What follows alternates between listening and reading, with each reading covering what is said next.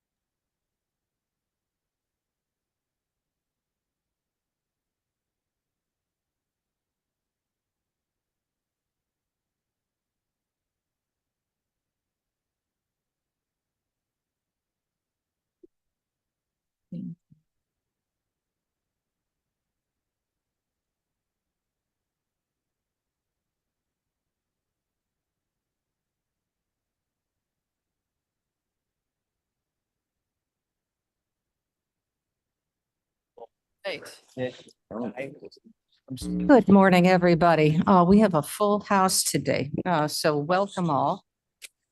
And this is the 9th of September, beautiful day. It is 9:50 a.m., 9:51 to be exact by the clock. And I'd like to welcome you all to the Kane County Board meeting. Clerk, could you call the roll, please? Allen. Arroyo. Bates. Bates here. Berman.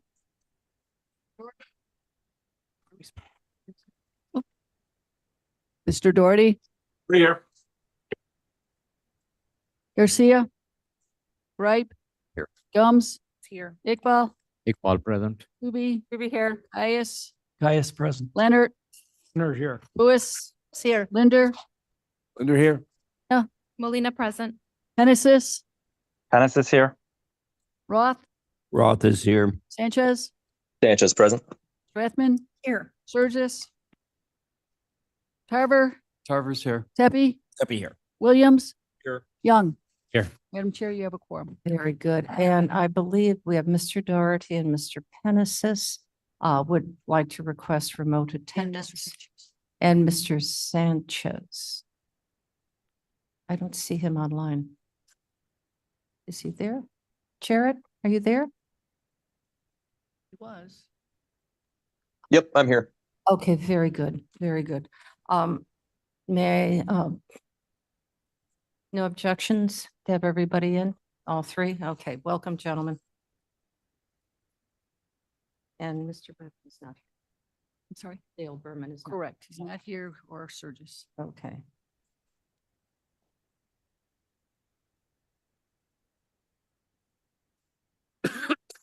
All right, Ted, since you are remote, I know you requested AMVETS, but since you are here, would you like to lead us or do you want AMVETS to lead the pledge? I had talked to him. No, Mr. Roth, yes. Yeah, go ahead, Bill. He had emailed you yesterday about that. Yes, I remember. So is AMVETS here? Yes, they are. Okay, I'm very gonna go good. to the podium and call him.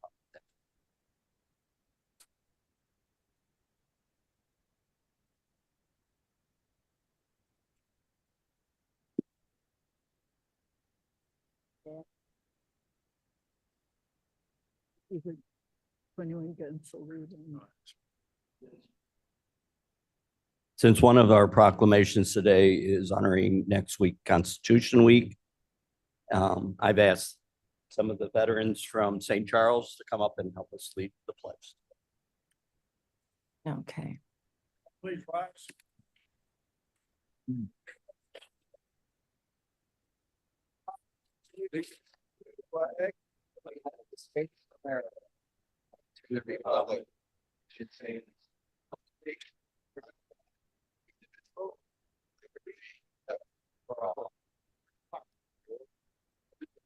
Thank you, gentlemen. That was lovely.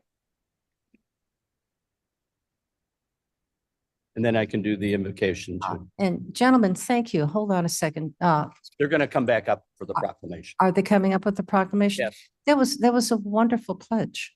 Very good. Okay, yes, sir. Okay. Good morning. Let us gather in solemnity and gratitude as we come together to serve our community. On this special occasion next week of Constitution Week, we honor the enduring principle of liberty, justice, and the rule of law embodied in the United States Constitution.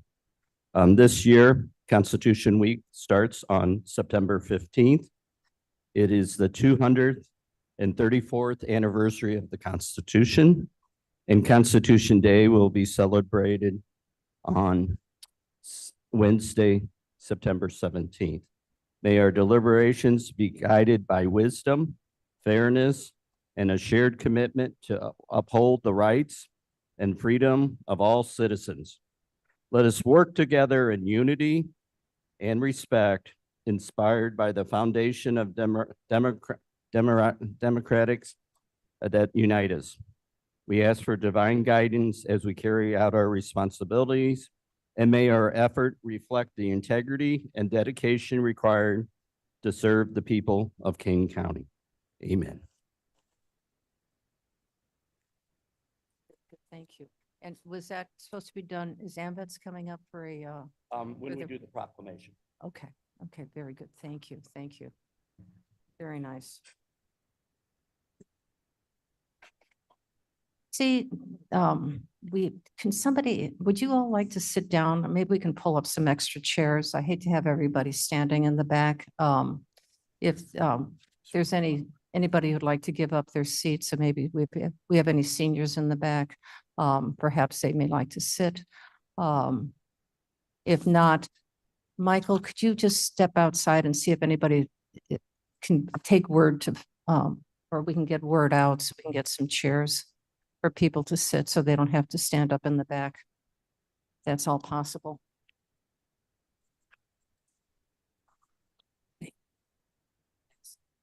All right, we now have our approval of minutes. May I please have a motion and a second to approve the minutes of August 12th, 2025? Tarver moves. Thank you. Sonia seconds. Okay, thank you. We have consensus. Yes. Okay, very good, thank you.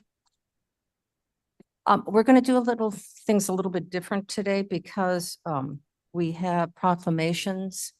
And I'd like to see if there is anybody at this time for public comment who would like to speak on any of the listed proclamations, recognition of Officer Nate Johnson, and with your approval, I'd like to move Resolution 25-308, which is dealing with the appreciation and acceptance of a beautiful artwork donation and/or the Kane County FY 2024 annual audit. Because I'd like to move those all up in front before we go to the rest of the board meeting, including the remaining part of public comment. If I can, Objection. thank you. Thank you very much. All right. Are there any speakers who are here, first of all, to speak on behalf of the proclamations? Yes, ma'am. Please come on up.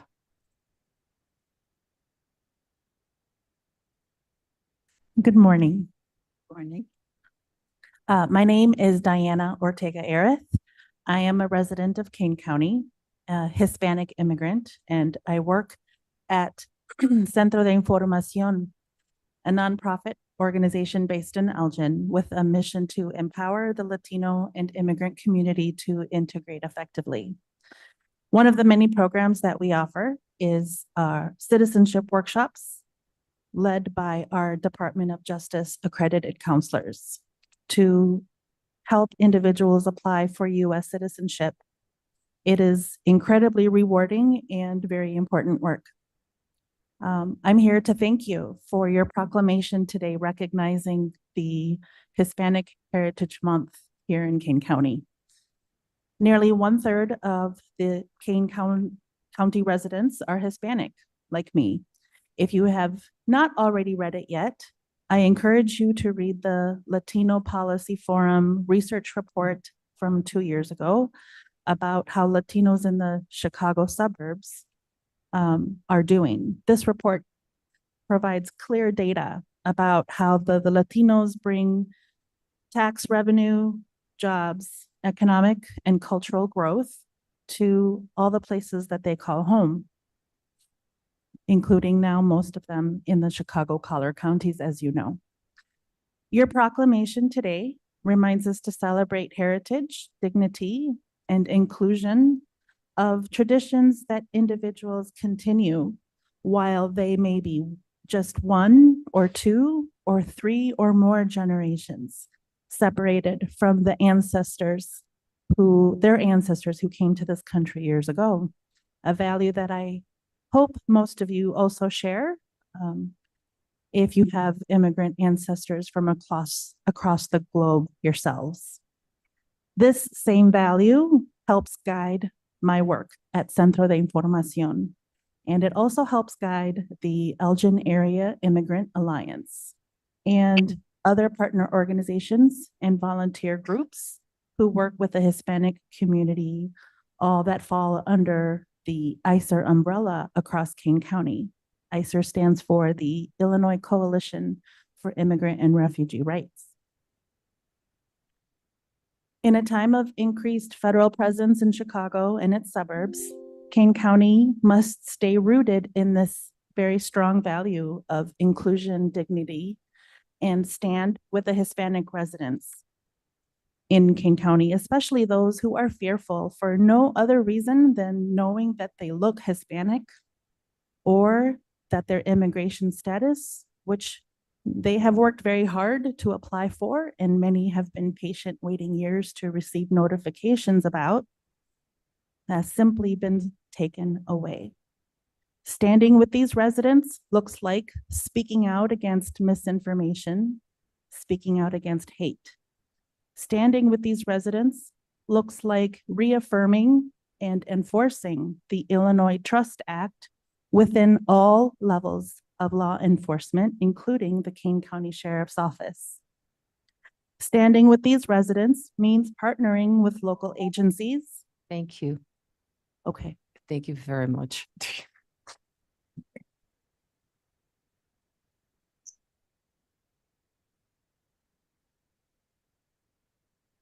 Is there someone else who's here to speak on the proclamations?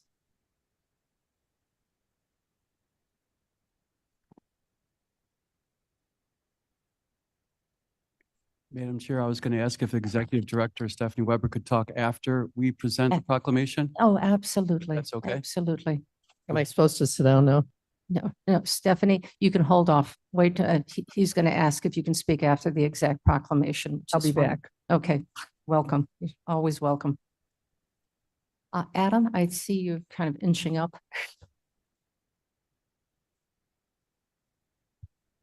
Thank you, Madam Chair. Adam Pauley, the gentleman from Aurora. Happy Recovery Month. The definitions, one of the definitions of recovery is regaining possession or control over something stolen or lost. And growing up, whenever we lost something, my mom would always say, turn on a light, shed some light on the situation. It'll make it clearer and you'll be able to find it. In a similar vein, the process of recovery is shedding a light in somebody's situation and helping them find what they have lost or helping them to find it themselves. In Kane County, we have had so many milestones in the areas of mental health and addiction. Just in less than 90 days, I have worked with Chris Walk against substance abuse in the coroner's office to distribute over 1,000 units of Narcan to our residents to keep them from overdosing and for preparedness. In Kane County, we have a ROSC now, a recovery-oriented system of care to work to integrate people on their recovery journey to make that more smooth and more streamlined. And we also must carry on the light of those who have gone before us, who have passed. And that is why we are working to create the Elizabeth Pauley Scholarship Fund so that her light will never die. It will live on in the mental health and addiction professionals that will help to train so that no one can ever experience what she did ever again. As we continue our work, hope is continuing to spread throughout our communities, hope and healing.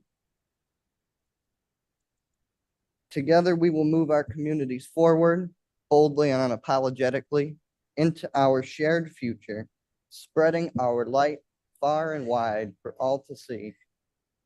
And it is my strong belief that our brightest days still lie ahead. Thank you. I yield the balance of my time.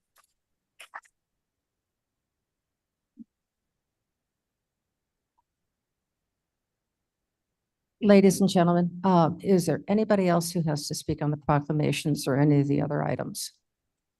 Yes, sir. Kenneth Shepro, Wayne, Illinois. Sorry. As we prepare to celebrate Constitution Day, it might be interesting to remember the words that were spoken on that day by Benjamin Franklin, who was the oldest member of the Constitutional Convention at the age of, I think, 81. So here he would be a comparative youngster, perhaps. On the way out, after they had signed on September the 17th, a young woman stopped as he was leaving and said, "Dr. Franklin, what kind of government do we have?" And he said, "A republic, if you can keep it." Thank you. Thank you. Thank you.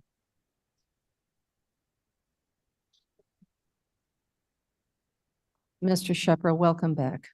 So good to see you. It's so very good to see you.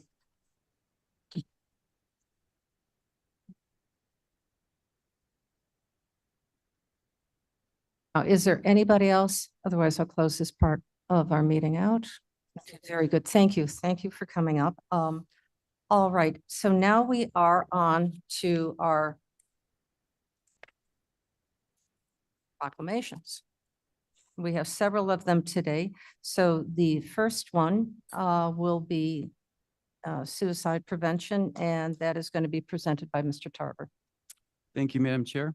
This proclamation recognizes September 2025 as Suicide Prevention Awareness Month in Kane County.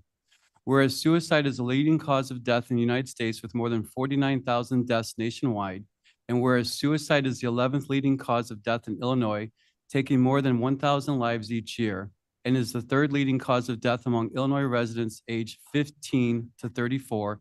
And in 2023, Americans ages 85 and older experienced the highest suicide rates of any age group. And whereas older adults face unique risks of suicide, including isolation, loss of mobility, and the absence of close family or friends. And whereas in Kane County, 225 lives were lost to suicide between 2020 and 2024, including 13 veterans. And whereas the Kane County Health Department is working to connect residents with help, launching a countrywide campaign to raise awareness of 988, the Suicide and Crisis Lifeline, a free and confidential service available 24 hours, 7 days a week.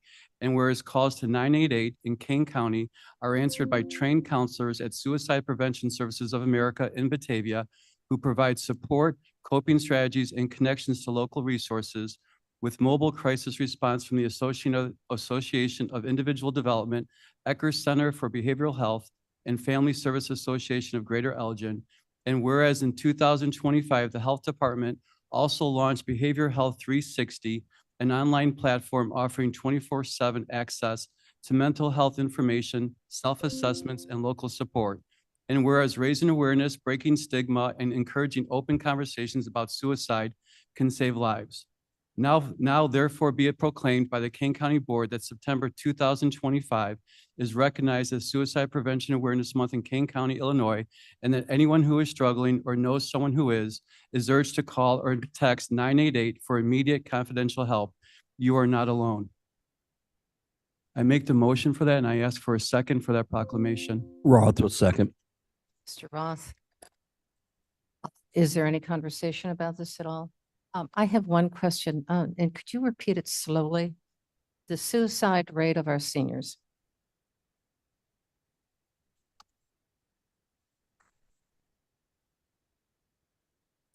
I'll repeat the whole whereas. Whereas the suicide is the 11th leading cause of death in Illinois, taking more than 1,000 lives each year, and is the third leading cause of death among Illinois residents ages 15 to 34. And in 2023, Americans ages 85 and older experienced the highest suicide rates of any age group. Thank you. Madam Chair Gums. Yes, Ms. Gums. But Gums here, I would just like to thank Mr. Tarver for all of your work outside of this room. I know that it's deeply important to you and you affect a lot of lives and mine included. So I appreciate you very much. Thank you. If I may, Madam Chair, I just want to thank Julie Mann for helping prepare this as well, and also your help and support. And I've asked Executive Director Stephanie Weber from Suicide Preventions of America just to provide the board with a couple minutes of a little bit of history of her work here in the Kane County. And it has been well supported by Kane County, will continue to be. So Stephanie, please.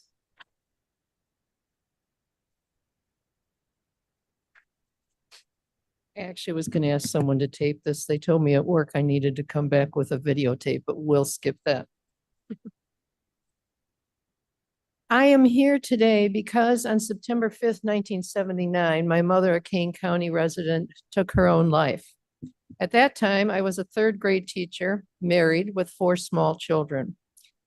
I took the road less traveled, and within a few years after that deep grief and loss that I experienced and carry to this day, I began a Survivors of Suicide support group. You may recall in 1979, if you're old like I am, suicide was not talked about. It was whispered. Well, I shouted loudly and clearly when the lady came to the wake and said quietly in my ear, "It's not what you think it is." I said, "Well, what do you think I think it is?" And she said, "Suicide." And I knew from that time on, we needed to talk about it. I began a Survivors of Suicide support group, and I want to be clear with you here. When I say I had people with me. I had other survivors with me. Then the crisis line of the Fox Valley in 1984, which was in collaboration with the Association for Individual Development. The support group continues to this day. In 1996, it became clear that we needed more than a hotline. I went to AID and I said, we'd like to do some outreach and education. And they said, well, that's not why we hired you. So another survivor and I said, well, we're not stopping. Our voices can't be stopped. So we worked out of the trunks of our cars, weekends and nights, and began community forums and education.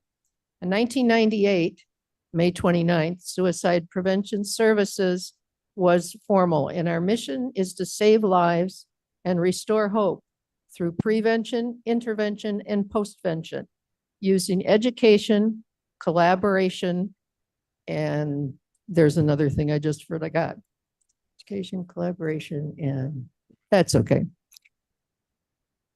The importance of the work that the Kane County Board has done to help suicide prevention services is beyond what I can actually put into words today. In the early 2000s, we moved to buy an old limestone building in Batavia. The $625,000 price, Kane County Board, under the leadership of Mike McCoy, awarded us $425,000. That is marked on the front of our building with the names of 4 other families who also helped. We started with a hotline.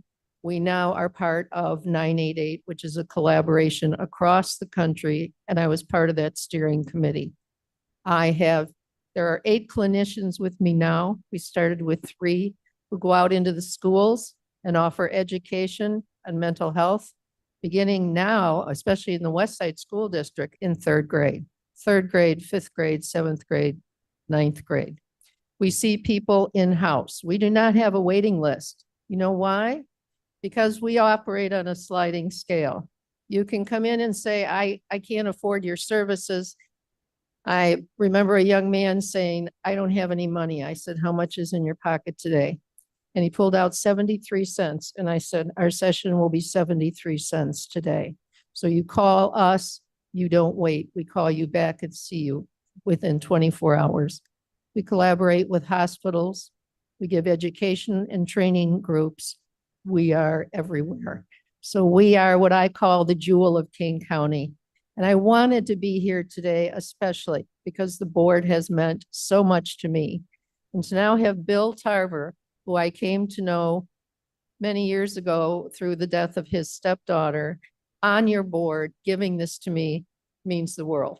So thank you so much. And thank you, each and every one of you, for supporting suicide prevention services.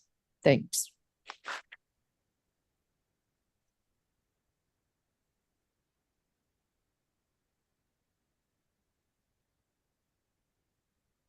Oh, there we go. Before we go any further, if there's no further discussion on this, we do need the vote. Ellen, Ellen, I. Arroyo, Yes. Bates, Bates, yes. Doherty. Doherty, no. Doherty. Garcia, Garcia, yes. Ripe, Right, yes. Gums, Gums, yes. Iqbal, Well, yes. Juby, Juby, I. Caius, Caius, yes.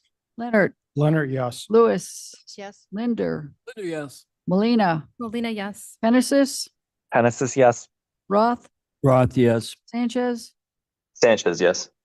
Strathman, Tarver, Tarver, yes. Tepe, Debbie, yes. Williams, Young. Yes. That passes. It does pass. All right, very good. So let's get a picture of the proclamation and give me it's just a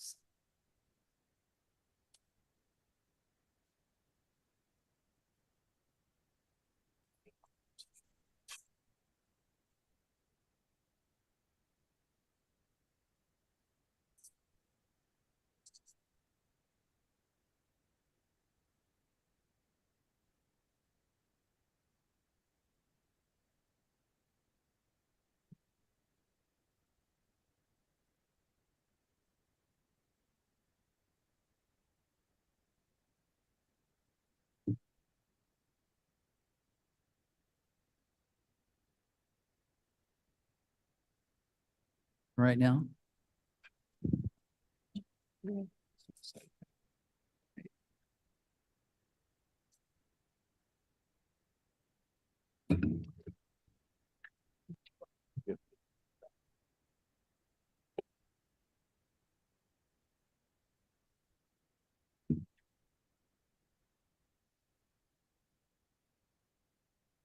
My heart is truly warmed by that proclamation, Bill, and the hard work that is being done with suicide prevention. It is a building that I walk past frequently, and yeah, I look forward to having your dragon uh, for Halloween. Always, always a pleasure, always a pleasure. So our next one is National Preparedness Month, and Scott Pazecki, are you here, Scott?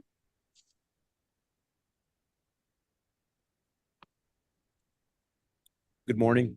So this proclamation is basically you're helping us call attention to Preparedness Month. So in August, we had Emergency Management Awareness Month, which was recognizing what our people do.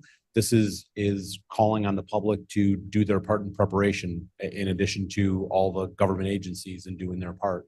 But one of the most important things is encouraging people to prepare their own homes and their families for future emergencies and disasters. And that's what we're asking the public to do. So do you want to read the proclamation? Sure, I can do that. Oh, and before I start, I just want to give a plug. One of our Preparedness Month activities is this Saturday at the Judicial Center from 10 to 2, so September 13th, 10 a.m. to 12 p.m.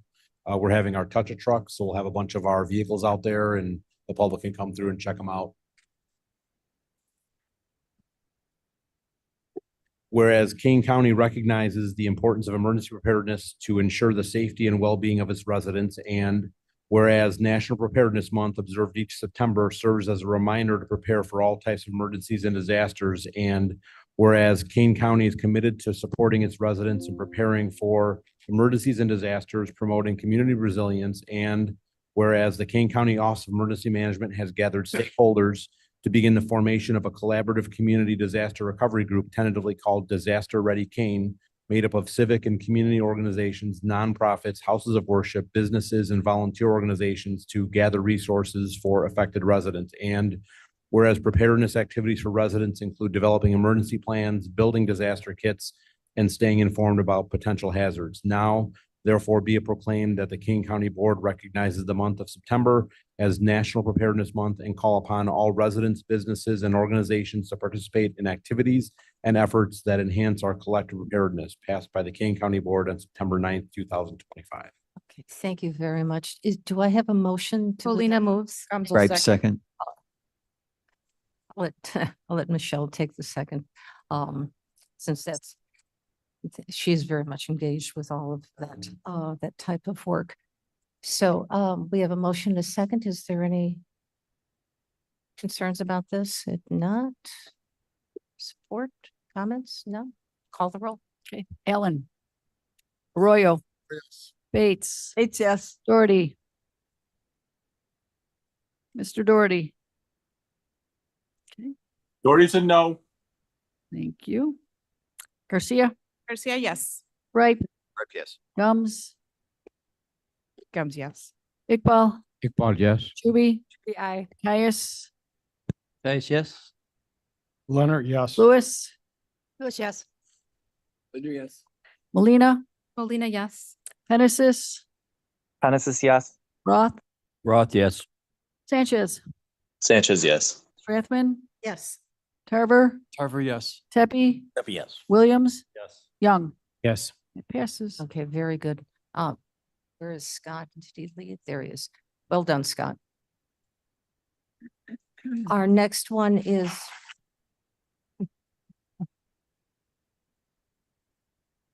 Mr. Roth, you have the next one. I'm going to go up.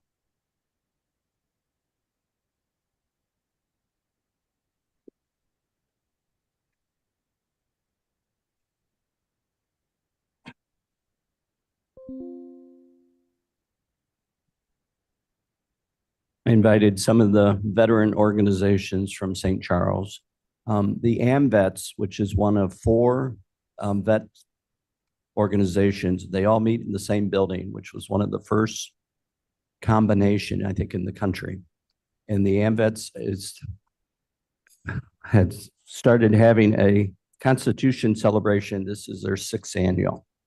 And they're having the ceremony at the Three Fire Council store on Route 31, right across from Salinos, this Saturday at noon. And afterwards, they'll have lunch at the center. Next Wednesday, the 17th, which is Constitution Day, they're having a trivia night on Constitution at the new St. Charles Motorcycle Museum on East Main Street, 1317. And it's last year, I happened to be lucky enough to be the champion. So I challenge each board member to show up and see if you can beat me. And that starts at 6 p.m. Okay, so the proclamation is proclamation commemorating Constitution and Citizen Day and Constitution Week 2025 in Kane County, Illinois. Whereas September 17th, 2025 marks the 238th anniversary of the framing of the Constitution of the United States. And whereas under federal law, Title 36, Section 106 of the United States Code, 36 USC 106, Congress has designated September 17th as Constitution and Citizenship Day to honor the signing of the Constitution on September 17th, 1787, and to recognize all who have become U.S. citizens through birth or naturalization. And whereas Congress encouraged civil and education authorities to observe this day by educating citizens about their rights, responsibilities, and opportunities at the local, state, and national level. 36 USC 106, and whereas under 36 USC 108, the President of the United States annually designates September 17th through the 23rd as Constitution Week, inviting communities to hold appropriate ceremonies and education activities in schools, churches, and under other venues. And whereas it is fitting to officially recognize the Constitution of the United States, its enduring principles, and the patriotic celebrations in Kane County that honors this historic document.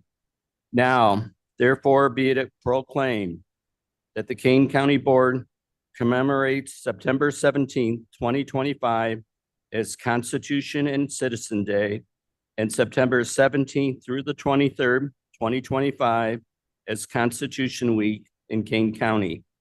All citizens are encouraged to reflect on the ideal of the framers of the Constitution to uphold the freedom guaranteed to every American through this enduring guardian of our liberties. Thank you. And I'll make a motion, and if I could get a second. Thank you, Mr. Tarver. I don't think that there's any opposition to the U.S. Constitution in this board. So, Mr. Gripe. No opposition, but part of the trivia that may come up in the quiz next week, and we have some people holding that, is that we are the only constitutional republic on planet Earth. And a lot of people don't really appreciate what that means, but I hope we all learn to if we don't. Thank you, Mr. Gripe. It is a very fragile entity, one that we have to work very hard to sustain. So with other comments, I would like to just, before the AMVETs are there, let us not forget that on 2 days from now, on September 11th, was a horrific event that happened here in the United States. And it totally changed the way we view the United States. And going past the terror and the horror and the incredible loss, what I'd like to commend the people here in Kane County and throughout the country is how, regardless of political ideology, ethnicity, religious beliefs, we came together as Americans to celebrate America and to fight for its Constitution and for its privilege to be an American. I've never experienced anything like that, and that lasted for, I'd say, almost a full year. And never let us ever forget the terror that occurred here on our shores. It was a day that I clearly remember. So with that, let's take the vote.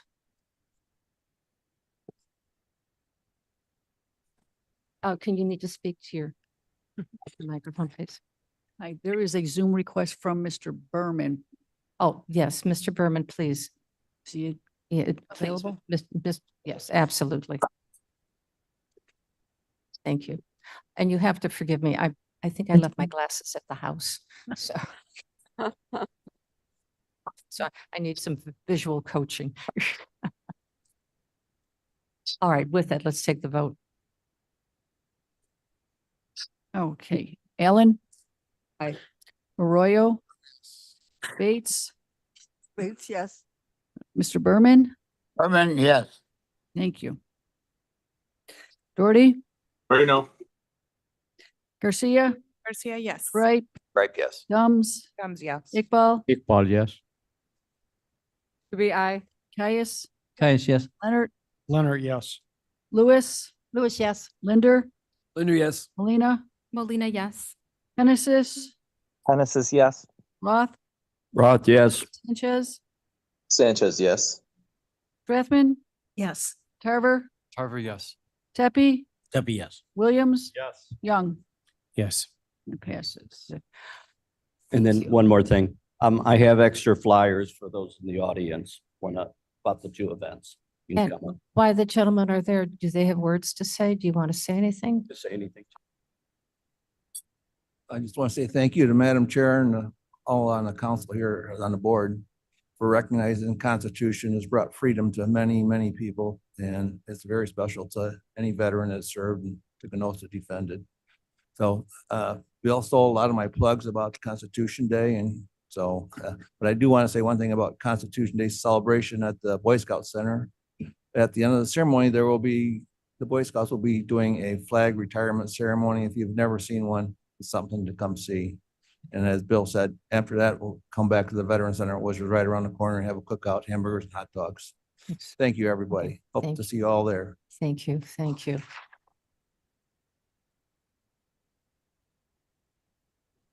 How are you? Good to see you. Anthony Catella. I'm area veteran. And I should like to say I continue my service as a United States volunteer. We are a military society that carries on in the traditions of the United States military and the armed forces that we serve in. And it's a great thing. Theodore Roosevelt was a U.S. volunteer, charged up San Juan Hill. Well, I'd just like to say I appreciate it here. And you come to here's an incentive to come to the trivia night. You'll see me as an American patriot being the MC of the program. Last time I was General MacArthur. Oh. Everyone.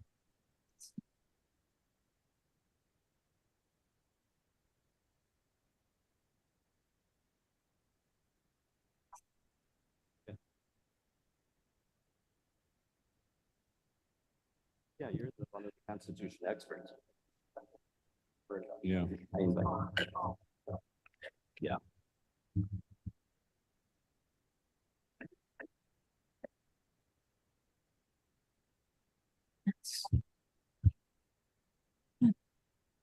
Okay, thank you, John.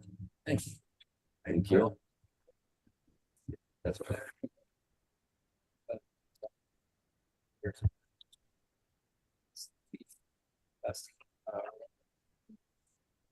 It's lots of hamburgers.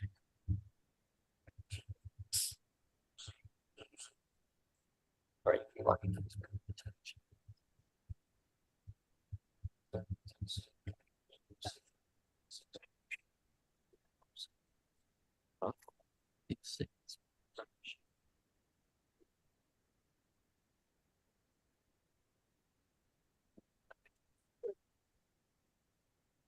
I have my readers. I know.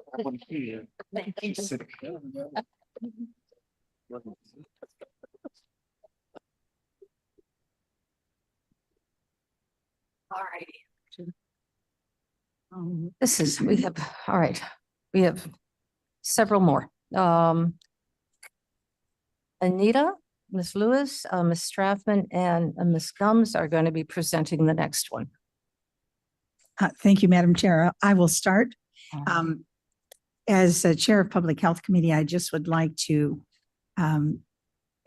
acknowledge that what we've heard in the board this morning is how active and engaged all our board members are in activities outside of the board and our committee work. And this is an example of that this morning. And I would like to ask Ms. Lewis to read the proclamation. Right. Kane County recognizes National Recovery Month and International Overdose Awareness Day in 2025. Whereas September is National Recovery Month, a time to recognize the millions of Americans in recovery from substance use disorder who show courage, hope, and resilience as they rebuild their lives and inspire others on their own paths to healing. And whereas people in recovery contribute to every sector of society as family members, business leaders, public servants, community advocates, and many more. And whereas International Overdose Awareness Day is observed annually on August 31st as a global campaign to raise awareness about drug-related overdoses. And whereas substance use disorder continues to impact families and communities nationwide, Kane County saw a significant decrease in drug-related deaths from 93 deaths in 2023, 71 of those opioid-related, to 59 deaths in 2024, 21 of those opioid-related. Whereas the Kane County Health Department and their partners work to save lives by providing overdose response training and distributing over 13,000 doses of naloxone in 2024. And whereas in 2023, Kane County invested nearly $10 million in the American Rescue Plan Act funds to support behavioral health initiatives, with more than $8 million granted to local organizations to enhance mental health and substance use services and improve access to other basic needs. And in 2024, launched your My Story Matters campaign to raise awareness, share resources, and promote compassion. And whereas the Kane County Overdose Task Force unites healthcare providers, public health officials, law enforcement, and community organizations to reduce opioid overdoses, expand treatment options, and support individuals and families affected by substance use disorder. Now, therefore, be it proclaimed that the Kane County Board recognizes September 2025 as National Recovery Month and August 31st, 2025 as International Overdose Awareness Day, urging all to promote recovery, reduce stigma, prevent overdoses, and strengthen community health. Ms. Gums. Thank you, Madam Chair. Gums here. I did note our Honorable Judge Downs is in the audience. I want to thank everybody on this board for your participation in everything that we're doing here in Kane County. It makes a difference. Resilience brings a smile to my face because we all have folks in our families that succeed, and that hope has to remain. And I'm just thrilled that we're able to do these things, and we'll continue to fight to bring hope to people and watch them succeed.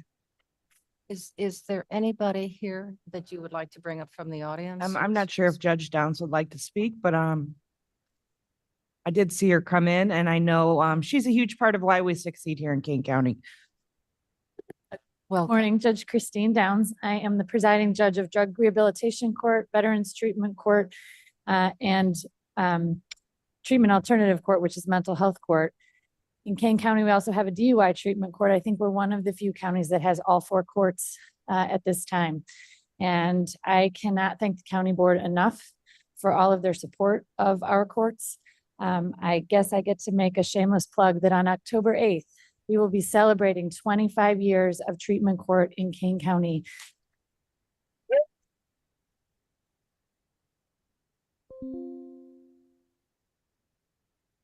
We certainly couldn't have gotten that far without the cooperation of all of our elected officials in so many different ways, including the state's attorney, including the sheriff, including the county board, and our appointed public defender through the years. Things have changed a lot in 25 years with drug court, but we are very, very grateful for how far we have come. And you are all, as you always are, invited to join us for that celebration, October 8th at Kane Branch Court at 5 o'clock. I believe we will have somewhere between 12 and 15 graduates for that ceremony. So thank you very much. Thank you, Your Honor.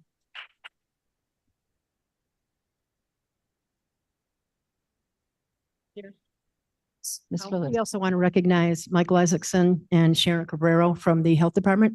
Yes. Maybe Sharon would like to say a word.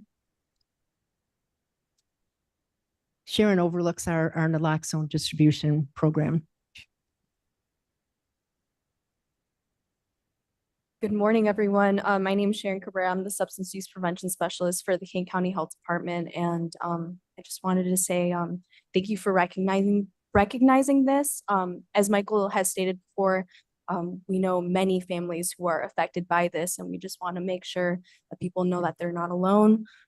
There's resources out here, and everyone truly is trying to come together to get rid of the stigma and fight this disease together. Thank you, Sharon.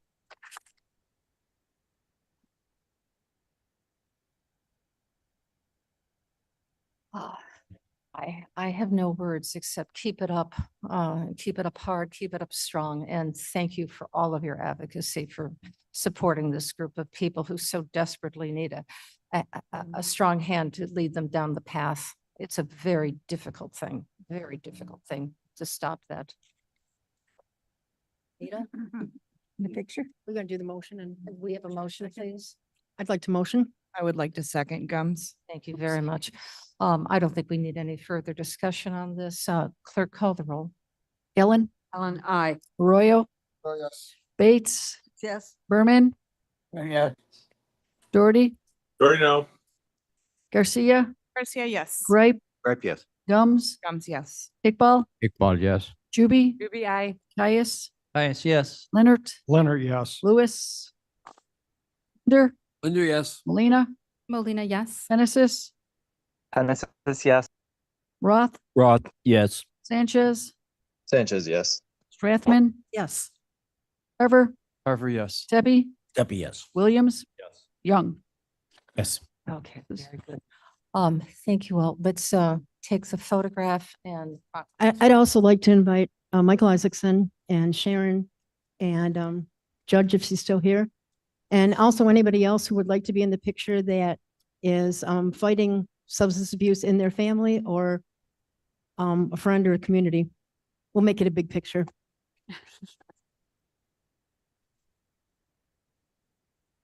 Oh, Blair.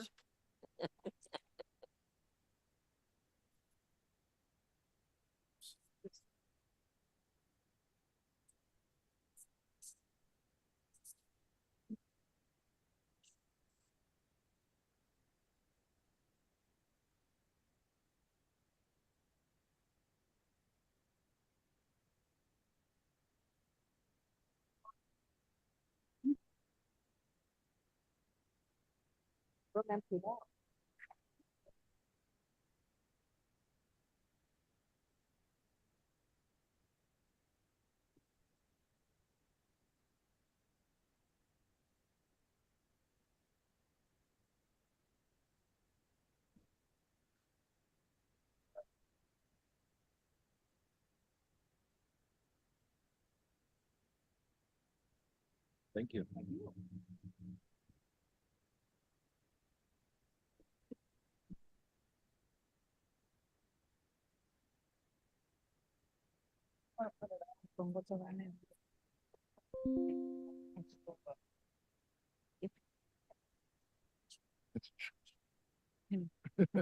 nice to see such important. Very good. We just got a note from our coroner, Monica Silva, and she would like to commend the work that both the courts are doing, the health department and the county board for this. So those are, she's not able to be here today, but she did want to thank everybody for their hard work and to recognize you all. All right, so the next one is being led by Myrna Molina. Thank you, Madam Chair. I'm going to get a little help from my friends here, Mr. Arroyo, Ms. Garcia, and Mr. Sanchez, for proclamation recognizing Hispanic Heritage Month in Kane County, 2025. Start. Mr. Arroyo, go ahead. Thank you. Whereas Hispanic Heritage Month, observed from September 15th through October 15th, 2025, is a time to celebrate the vibrant histories, traditions, and countless contributions of Hispanics and Latinos, Americans, to our communities and to our nation. And whereas Kane County is proud to be the home to a large and thriving Hispanic and Latino population whose roots include immigrants, first-generation residents, and families who have called this area home for generations, each contributing to the rich cultural fabric of our county. And whereas Hispanic and Latino residents have enriched Kane County in every sphere of life, leading businesses large and small, educating and inspiring students in our schools, serving in public safety and civic leadership, straightening neighborhoods throughout faith and family, and sharing traditions that bring neighbors together. And whereas across Kane County, Hispanic culture shines through community celebration such as Aurora Annual Mexican Independence Day Parade and Festival, Elgin's many Latino cultural organizations and events, and the presence of vibrant Hispanic-owned businesses throughout our towns and cities. And whereas immigrants from Hispanic and Latino communities have shared their resilience, creativity, and dedication to the American dream while passing on music, art, food, and cultural heritage that inspire pride and unity among all residents. And whereas Hispanic Heritage Month offers all of Kane County the opportunity to celebrate not only the main contributions of our Hispanic and Latino neighbors, but also the values of inclusion, family, and opportunity that unite us as one people. Now, therefore, it be proclaimed that the Kane County Board does hereby recognize Hispanic Heritage Month, September 15th through October 15th, 2025, and encourages all residents to join in honoring the history, culture, and achievements of Hispanic and Latino Americans whose stories are woven into the heart of Kane County's past, present, and future. 1/3 of our population. Yeah. And I'll make the motion. I'll second. Second. Garcia. Do you have a speaker who would like to, somebody from the public that you'd like to bring up? We don't, I'm not sure if Ms. Ortega was still here. Otherwise, I'll invite our fellow Latino county board members and anybody else who'd like to be in the picture. Okay, Up. okay, well, let's, before we do that, let's take the roll call. So with no further comment, call roll, please. Okay. Ellen? Alan, aye. Arroyo? yes. Bates? Bates, yes. Berman? Berman? Doherty? No. Garcia? Garcia, yes. Gripe? Right, yes. Gums? Gums, yes. Iqbal? Iqbal, yes. Chuby? Chuby, aye. Dias? Nice, yes. Leonard? Leonard, yes. Lewis? Lewis, yes. Linder? Linder, yes. Molina? Molina, yes. Genesis? Genesis, yes. Roth? Yes. Sanchez? Sanchez, yes. Strathman? Tarver? Tarver, yes. Tepe? Zeppy, yes. Williams? Yes. Young? Yes. Okay, it passes. Wonderful. All right, please, county board members who would like to join on the photograph, please.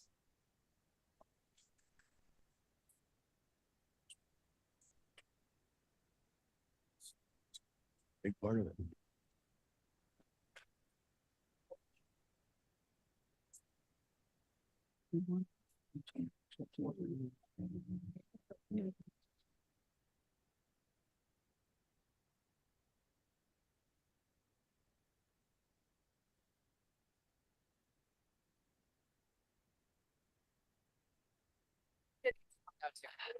Right there. No one can see it. No one can see it. No, wait, I'm sorry. No one can see it. Good job, ladies. All right. Remember Dumb and Dumber? Not so much here. Yeah, we got two more. Two more. I knew it. So you're slip on that. Oh, yes, ma'am. Just trust me. Yes, see.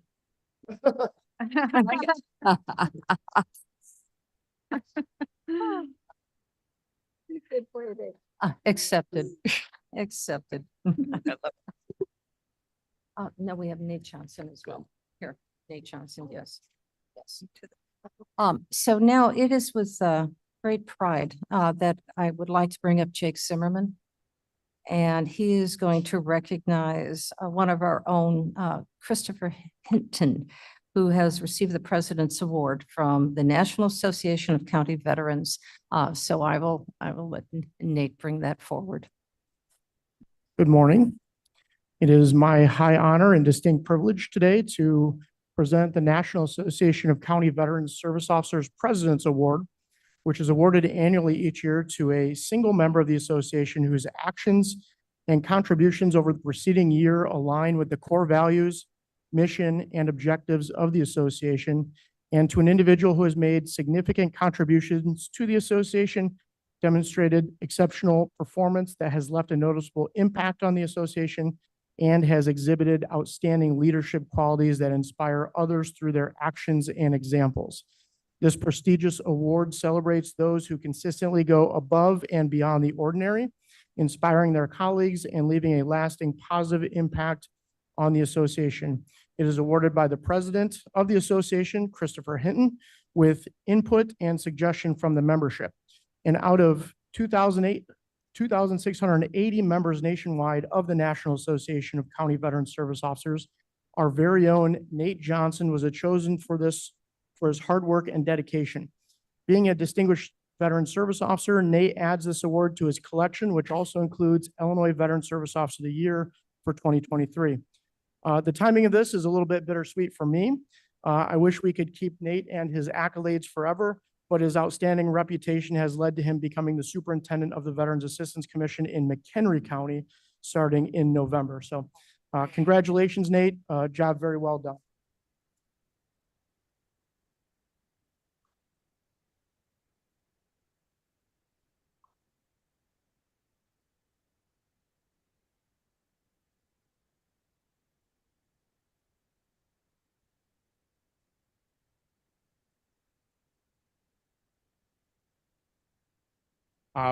First, I want to say thanks to the county board for all your support in any veterans initiative in the county. I want to say thanks to the Veterans Assistance Commission of Kane County for all of their support as well. I want to say thanks to Judge Downs for being here, as I personally was one of the founding members of the Veterans Treatment Court in Kane County in 2018. This is kind of bittersweet to be up here today, as my life-changing opportunity over 10 years ago, becoming a veteran service officer here in Kane County is coming to an end. But I was presented with another life-changing opportunity to go and change lives in McHenry County. I would like to let everyone know, also want to thank my team with the Veterans Assistance Commission and Jake Zimmerman for giving me this opportunity. Without them, I would not be able to go to Washington, D.C. multiple times a year to advocate to Congress and the U.S. Senate to pass legislation that better serve our veterans. In no way, shape, or form do I believe that I am deserving of this award. I believe it is more fitting to be a team award because early 2021, I was in DC about 4 times pressing legislation to Congress, which eventually passed the biggest piece of veteran legislation in United States history called the PACT Act of 2022. Our organization was instrumental in that passing.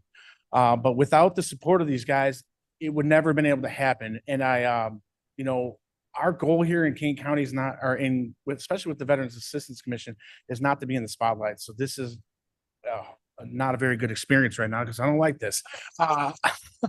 But with that being said, our goal is that no veteran suffers. Our goal is that no veteran is alone. And that is what we want to see. We don't do this as a job or as a career. This is our lifestyle. So I appreciate all the support and I appreciate everyone for being here. And I still plan to be a mentor with the Kane County Veterans Treatment Court as I move on, so I will still be around a little bit. Thank you.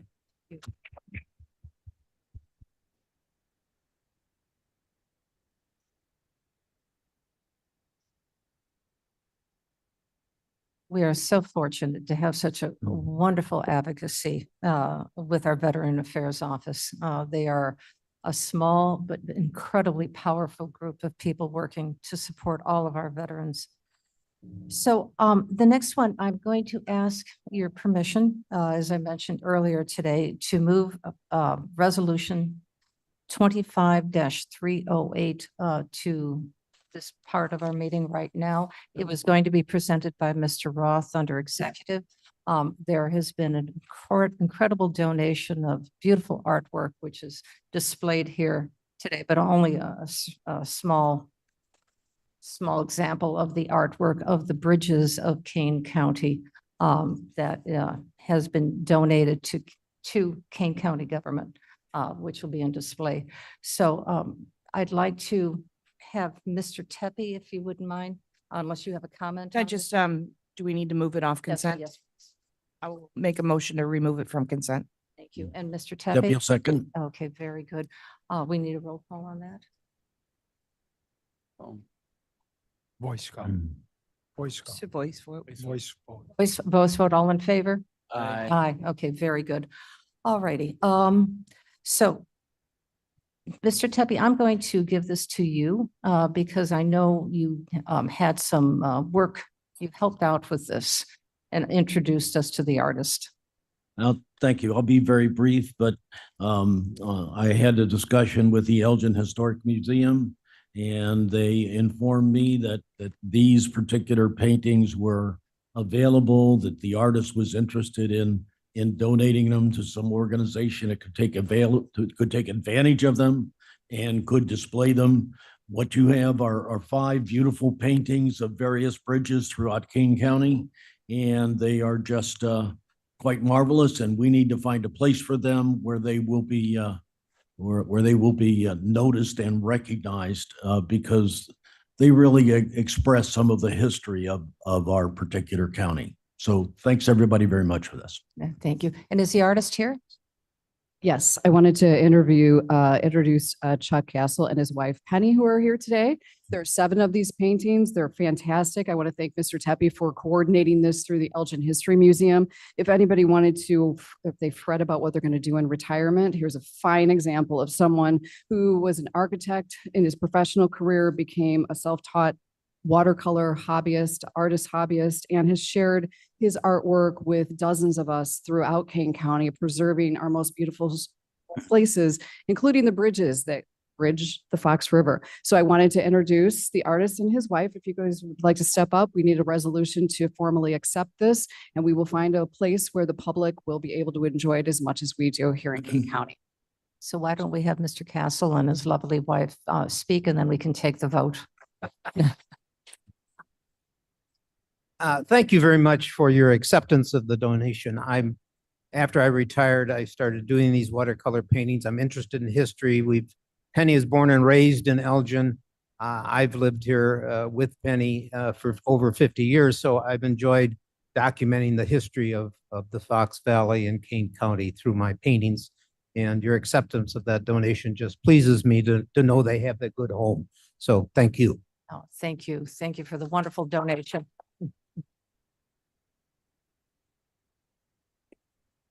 And we need a, yeah.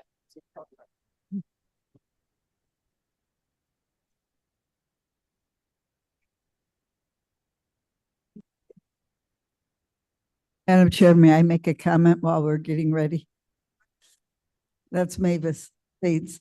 I want to say that these paintings are so marvelous because the bridges are so iconic. They're all different, but you will see your bridge in one of these pictures. And I think it's marvelous to be talking about building bridges and not walls. Know which one is ours. You'll know.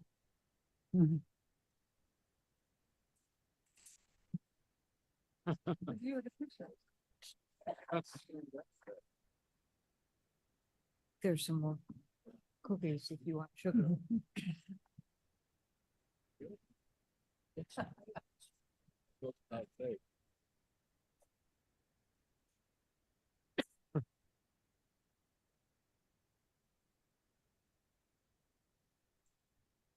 Well, as you all know, I am a deep lover of art in all forms, and being able to have some collection of artwork showing the bridges here of Kane County really warms my heart.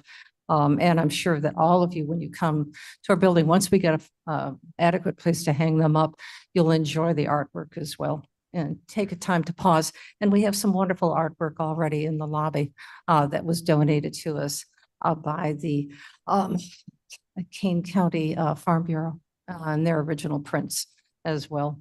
So with that, can we have the vote? I think Michelle and Move. okay, we need the motion. Comes will move it. Thank you, Ms. Deputy will second. Okay, very good.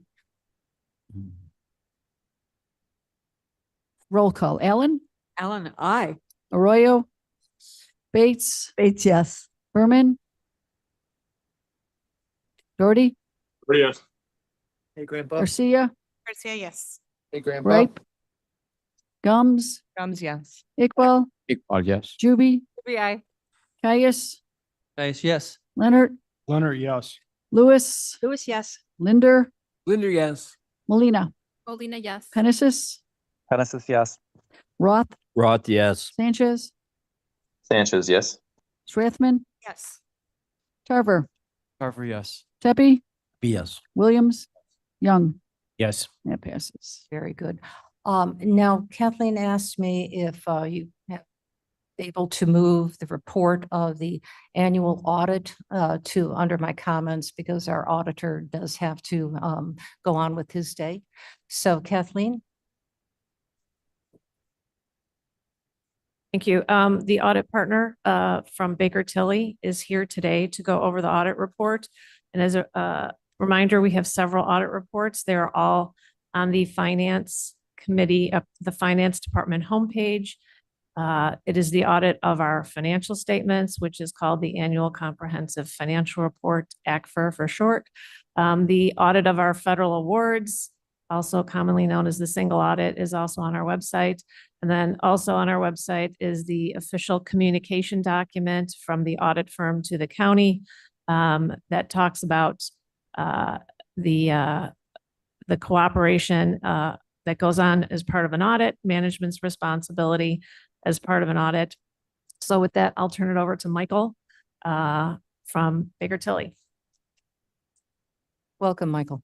Good morning, everybody. Thank you for your time. I will be very brief. I know you have a lot of things on the agenda. So I'll do a quick overview of the audit process and some things, observations from the audit, and then obviously open any questions you may have. So before I get started, I do want to thank Kathy and Amy and the finance team for all the efforts they put into preparing for the audit. And really not just them, but most of the departments and offices of the county are tapped on the shoulder by us to give us things and do things for us so that we can present these reports. And it's an ask on top of everybody's day to day. And without the cooperation and coordination that takes place for a good 6 months, we're not able to issue these reports. We can't do our job without the county doing its job. And just want to thank everybody involved in the process on an annual basis to make sure we can issue our audits on each year and be here to present today. So as Kathy mentioned, there are a number of different reports we issue as part of the audit process. I'm going to go through each of them very high level, what they mean, what the results were. The big one, the nice short 400-page annual comprehensive financial report that's the big beast. That is the county's complete fiscal records and results for the year ending November 30th, 2024. That report also includes the King County Forest Preserve audit that is also incorporated. It's done by a different firm. We incorporate that in there, rely upon their information. So it's a summarization of a lot of different pieces of information from your day-to-day operations and your general fund, your special revenue funds, your grants, all sorts of things, your internal service operations, as well as the money you hold on behalf of others through your custodial and fiduciary operations. So it covers a whole lot of stuff, thus the 400 pages. Ultimately, that report, with the exception of 3 pages, comes from you. It's your information, your numbers. Now we help compile it in the appropriate formats, but it's the county putting its results out there to the public and the user of the financial statements. The only piece of that report that comes from me is the 3-page independent auditor's report. And what that auditor's report is the kind of stamp of approval that you can rely upon this information to understand the county's financial health and to make decisions based upon that information. We don't look at every dollar, we don't go to the fine penny, but we do everything in accordance with the audit procedures to ensure that the information there is accurate and can be used and relied upon. We issue what's called an unmodified audit opinion. And what that means is it's the highest level of assurance we can provide. It means we didn't identify any substantial errors in those numbers that are being presented to you, and ensure that everything's being presented in accordance with all the accounting standards that exist out there in our fun governmental accounting world. If you're going to read a couple parts of the report rather than all 400 pages, I won't ask for a book report on the whole thing, but I do recommend everybody read the management discussion and analysis section in the transmittal letter. Those two are two sections at the very early part of the report, and they're really a summarization of what is happening. The management discussion and analysis, we call it MD&A. It's kind of the financial highlights. It's numbers. It's a little what happened, how things happened compared to budget, what changed from a pure financial standpoint. The transmittal letter provides a lot of non-financial context of what's happening at the county. What are your economic development things? What's just going on? What things are impacting you? Demographic things happening in the county. A number of different things that kind of provide additional color and context to what's happening in the financials. So those two pieces together really will give you a good picture of what happened during the year and what is anticipated on the horizon. The rest of it, as you go from beginning to end, it gets into some really interesting, exciting minutia, from the main finance statements to the notes explaining where some of these numbers come from and what they mean, to a lot of budgetary comparison information to see kind of how did the county perform in their funds compared to what was originally expected, as well as some trend information in the back in the statistical section. It gives you kind of a 10-year runway of where were we then to where are we now, kind of give you a good idea of kind of where you're staying today outside of the kind of the vacuum of 1 year. I don't tend to get into any big financial highlights. I think generally you could see in those reports, the information's a little old at this point. You're obviously operating deep into fiscal year 25, but generally you're seeing, most of your funds operate at surpluses, but some had spent down fund balance in your general fund, as well as some other funds. Most of that was strategic in alignment with your budget, so nothing was a surprise there. In fact, some of the deficits were actually less than anticipated. So although they existed there, I think overall the counties was in line with expectations for the most part across the year in terms of your spending, and your overall fund balance position at year end, which was, I believe in the general fund, was about 67% of your spending during the year. Some other things I do like to point out is your pension funded status. That kind of performance, because as all your employees are in state funded plans or state plans, it's hard to always see the ins and outs of that. Generally speaking, you have employees in 2 plans. It's the IMRF plan, which is for your regular employees, and the sheriff law enforcement plan, which is for all your sheriff employees and some other select personnel. They're all covered by Illinois Municipal Retirement Fund. Both plans saw a significant improvement from the previous year. They're always well-funded. They're very well-funded plans in general, especially in context with most pensions in Illinois. I believe the regular plan went from 95% funded to almost 99% funded, and SLEP, which is the sheriff plan, went from 85 to 90%. That's great. What that means for you guys is that you don't have to spend as much on an annual basis on a go forward. The rates that IMRF will indicate you have to contribute on behalf of each employee's salary dollar will be a lower percentage, because there's less you have to kick in to help close that gap between the expected future payments and what you have now, because the plan can invest the money that exists and they have a lot more to work with. So that is impacted. It can be impacted by external factors such as market performance and things like that, but things are in a very good position, and the plan continues to be strong in comparison to its peers. And it just means there's less you have to kind of carve out of your budgets on an annual basis to support funding from the employer side of that. So I won't get into any other numbers on the report. I always like to point that out because it's always kind of buried in the back, but it is important because it is a strong indicator of where you are, not another thing to worry about currently down the road. But obviously, as any questions come up, I can freely answer them. So outside of that big report, there are a number of other reports we issued that Kathy mentioned that focus on specific components. The first is the circuit clerk report. So in addition to the financial statements for the county, we actually do a separate audit over the circuit clerk's fiduciary operations. So what that means is when they collect fees and fines, as the court's mandate, they have to collect it and distribute it to the appropriate parties based upon court orders. Our job for that audit is to not only ensure that the numbers are accurate, like a regular audit, but that they are following the processes in accordance with AOIC's guidelines, which mandate and govern how those processes are still supposed to work. We do a deep dive into looking at cases and how they are managed, how things are collected and distributed out to the various parties and individuals. We're able to issue a clean opinion on that and had no findings related. So we beat them up pretty good and we ensure that things are done in accordance with the statute. So there was a clean opinion issued on that, both from a financial perspective, but also from a compliance with state statutes. Additionally, as Kathy mentioned, we did issue what's called the single audit, which is a deep dive into your federal spending. This year, we looked at 2 of your programs, the ARPA spending, which has been obviously the substantial chunk over the last however many years now, as well as your community development block grants, which had to be tested this year. And there's some formulas that drive what we have to look at on an annual basis. Ultimately, we tested about 13.8 million of the approximately $30 million of federal spending that occurred in fiscal year 24, and we identified no findings. And that's just not focused on what you spent and what you spent it on, but also on how you comply with federal regulations around those programs. Because there's a lot of things that are expected of the recipients of those awards. And the federal government and the OMB, which governs that, their focus is not only on, are you compliant now, but are you compliant? Do you have the infrastructure in place to remain compliant in the future? So we do a deep dive in your process and controls around those programs to ensure what's being done isn't just, hey, today we're great, but tomorrow we have a problem. It's to ensure that you have things in place to ensure you remain compliant now and in the future. So we had no findings related to those programs, which is great. We very regularly find issues with how federal awards are handled because they're weird and crazy and have weird, unique stuff every time. So the fact that you guys have a good handle around those and continue to get a clean opinion on those single audit programs is a testament to how things are managed.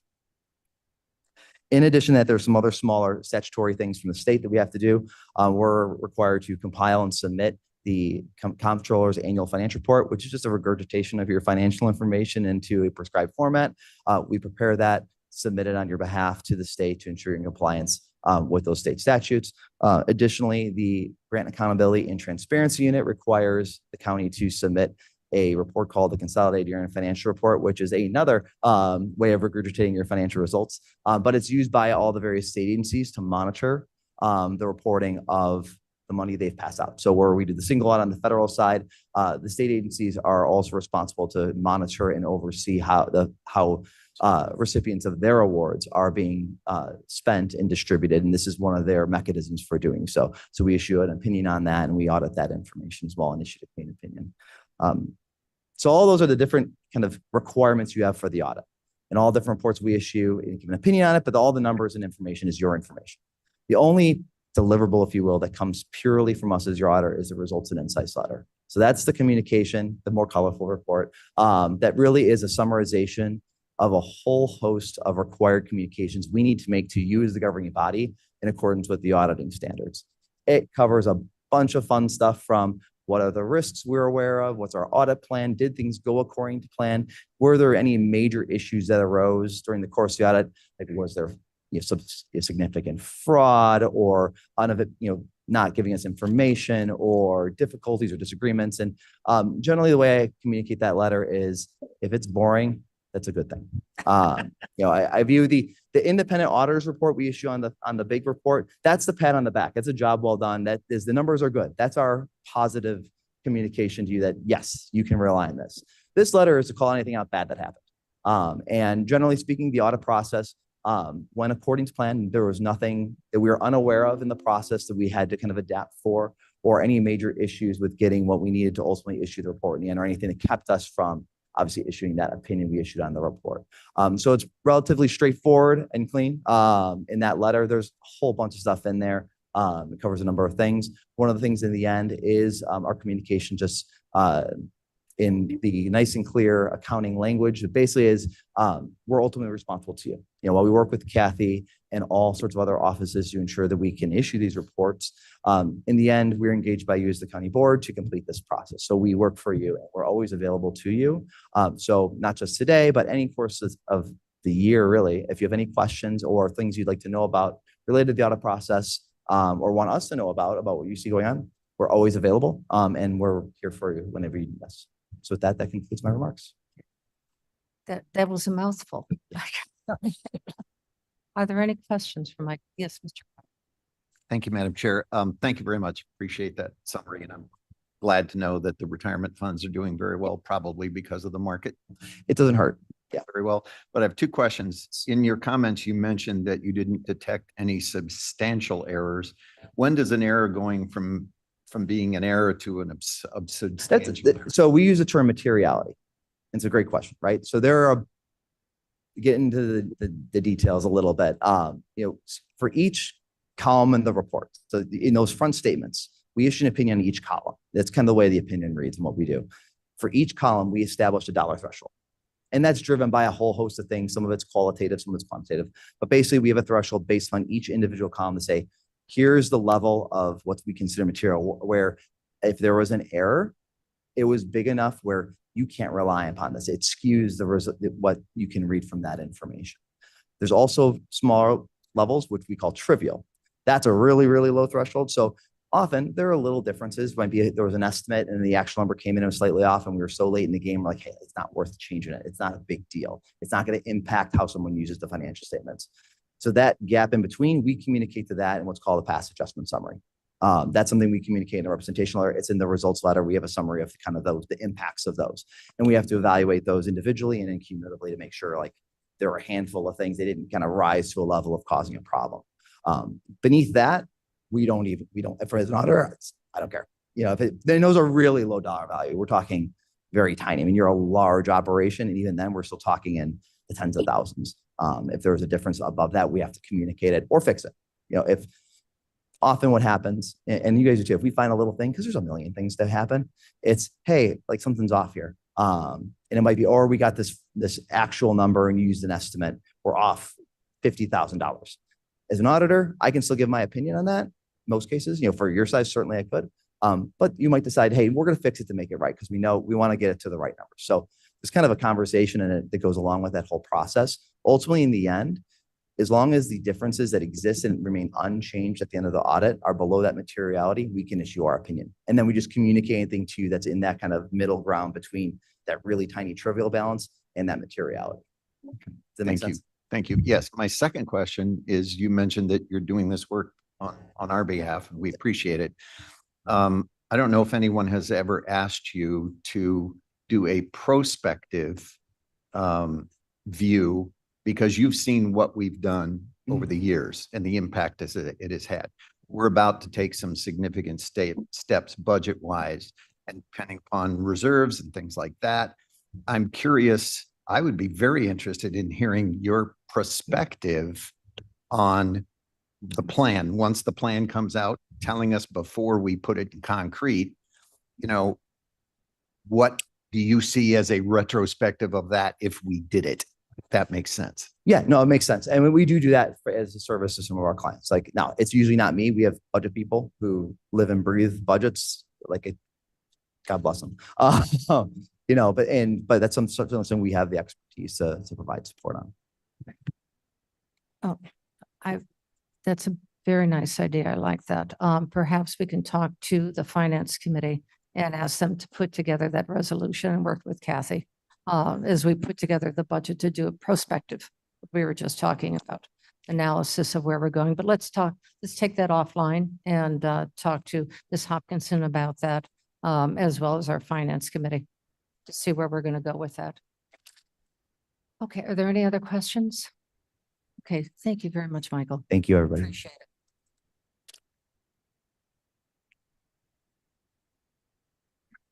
All righty. We are now on to the next step, public comment. And we have a number of speakers. We've already had two of them.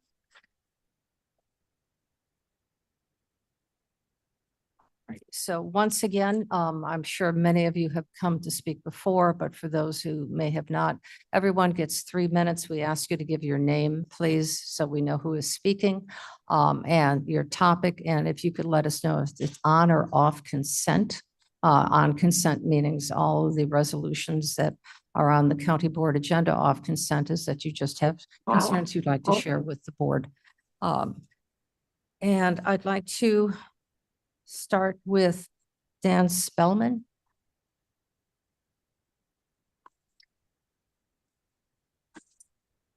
Hi, my name's Dan Spellman. I'm here to talk about Team Normal again and about voter fraud, if that's happening. So country over political party. Over the past few months, I've spoken about the importance of being part of Team Normal. That is choosing facts and respectful debate and real solutions over conspiracy theories and rage-based politics. This month brought us the reminder why that choice matters. President Trump announced the United States government now owns and controls 10% of Intel, one of our country's largest technology companies. He claims this came about because he personally demanded it from Intel's CEO. Now, set aside politics for a moment. For decades, Republicans have told us that the free market was sacred, that the government had no business interfering in private companies. Yet, here we are, watching many of those same voices applaud a government takeover of a private business. So why do I bring this up here today? Because it illustrates how far some leaders have drifted from their principles. What was once about governing and compromise has come about power and manipulation. It wasn't always like this. After World War II, both parties agreed on some basics: regulating business responsibly, investing in infrastructure, maintaining fair elections. Even when both parties fought, there was still common ground. Republicans, for example, played a pivotal role in telling Nixon it was time to resign. They put country over political party. But over the years, we've seen a different faction take control of the Republican Party, one that thrives on dismantling government rather than improving it, on spreading distrust rather than solving problems. And today, that approach has left us with leaders who abandon their own long-held principles if it means keeping power. And part of that strategy has been to erode the trust in our public elections. Pardon me.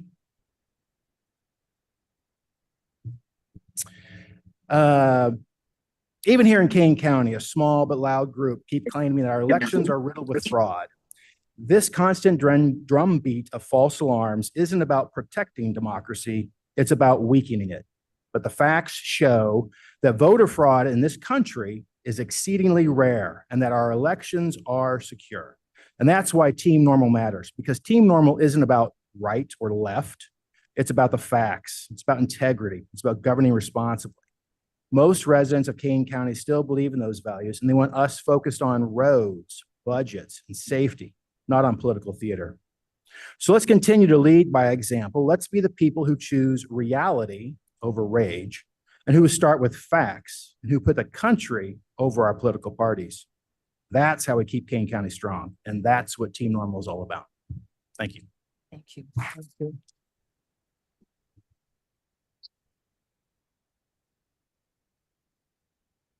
Is Ed Munt?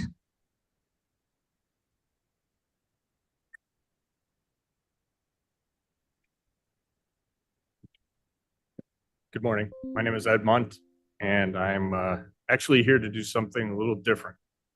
I've been a proud resident of Kane County for over 30 years. I currently reside in St. Charles in District 13, represented by the Honorable Mr. Linder. I'm a retired financial executive and have recently decided I need to know more about how our local government works. As I said, I'm going to do something today that may shock you. After witnessing the vitriol and the often blatant lies that are spewed at the chairwoman and this board, I'm going to thank you all for your hard work and continued diligence in making Kane County good for all of us. I know firsthand that it is not easy to make tough decisions. Being faced with a budget deficit, whether at home, business, or in government, is an extremely daunting task. I am not a politician, nor do I desire to ever be one. But I am an invested resident in our county. So I ask you all to please continue to work together, utilizing real facts in the decisions you make regarding our great county. I have now sat through several full board meetings and have attended a few committee meetings. I have been both impressed and dismayed. I was shocked to see an elected public official verbally attack his constituents during public comments. I was disappointed having to watch an 8-year-old boy who was getting a hero award witness the misdirected anger of a misinformed fellow constituent. I do my own research to make sure I am getting the whole truth. not just partially selected tidbits disguised as facts. Many of those truths are available to anyone who is willing to do a little work with information from the Kane County website at kanecountyil.gov. I continue to be educated by the bipartisan discussions I have witnessed in the Finance Committee. I have also been thoroughly impressed by the hard work and professionalism of our Kane County Executive Director of Finance, Kathleen Hopkinson, and our Kane County Auditor, Penny Wegman. I am learning more and more each day about how our county truly operates. So I will leave you all with these requests. Madam Chairwoman, please continue to lead with the grace, wisdom, high character, and dignity you have always shown. It is greatly appreciated. And to the rest of this board, here's a quote from MLK that has served me well both in my professional career and in life. Nothing is more dangerous in all of the world than sincere ignorance and enthusiastic stupidity. So for the sake of all Kane County residents, please keep up the good work and please heed MLK's wise words. Thank you. Thank you.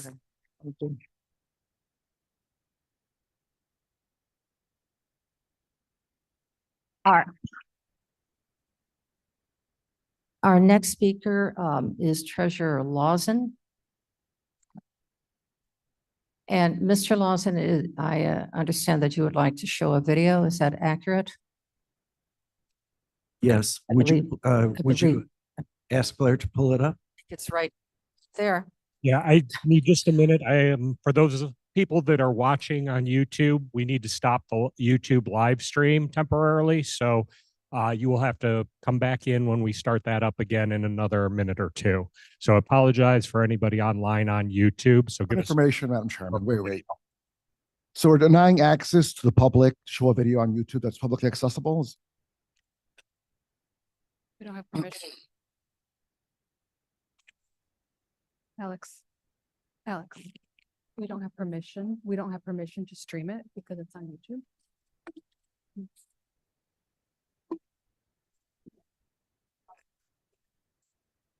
Actually, we will not be stopping the YouTube live stream, so it will go continuous through. You just may not be able to hear. Now, listen to me very carefully, please. You see, when you have capital, you are able to derive, no, I will attend to the check in a moment, Mr. Graham. I understand about the check. Whenever you're ready. I'm trying to explain. Mr. Lawson, do you want to introduce this video? Actually, thank you. As soon as he's ready. You see, when you have capital, Yes. you are able to And you do have 3 minutes, sir, I will attend to the check in a moment, Mr. Graham. I understand about the but check. not I'm trying to explain. not ready Now, yet. listen to me very carefully, please. You see, when you have capital, you are able to derive, no, I will attend to the check in a moment, Mr. Graham. I understand about the check. I'm trying to explain something to you that is terribly important. When we spend a month or a year, then we have an income. You must then dip into Is it the audio you can't eventually pull up? exhausting the capital and of course, therefore, How about closed the income. caption? You see what I mean? Mr. Brickett, this check must be paid. Mr. Graham, I'm And trying. Yeah. at once. Yeah. Now, listen to me very carefully, please. Oh, You there we see, go. There we when go. you have Caption. capital, Okay, is that you are at the Start very able to over? beginning? derive- no, Can you start over? I will attend to the check in a moment, Mr. Graham. I Oh, understand okay. about the All check. right. Do you want us to pause it, Mr. Lawson, so you can introduce it? Terribly important. Yes, please. Okay, all right. Blair, please cue up the film. All right, the microphone is yours, sir. Thank you, Madam Chairman. Members of the board, I'm very sorry to observe that this is the most passive aggressive government budget I've ever seen in more than 30 years of experience. What I mean by passive is that you will force through a crammed down one-size-fits-all, inaccurately labeled across the board budget with cuts just on paper without cooperation by December 1st, 2025. Of course, you will get what you require. But what I mean by aggressive is what are merely whispers now behind closed doors and in some public meetings that in just one short year from now, you'll have county agencies confronting you not with puny words and superfluous spreadsheets, but with $5 to $10 million in real life payrolls, invoices, even court orders, and checks to be paid. You think now is tough time?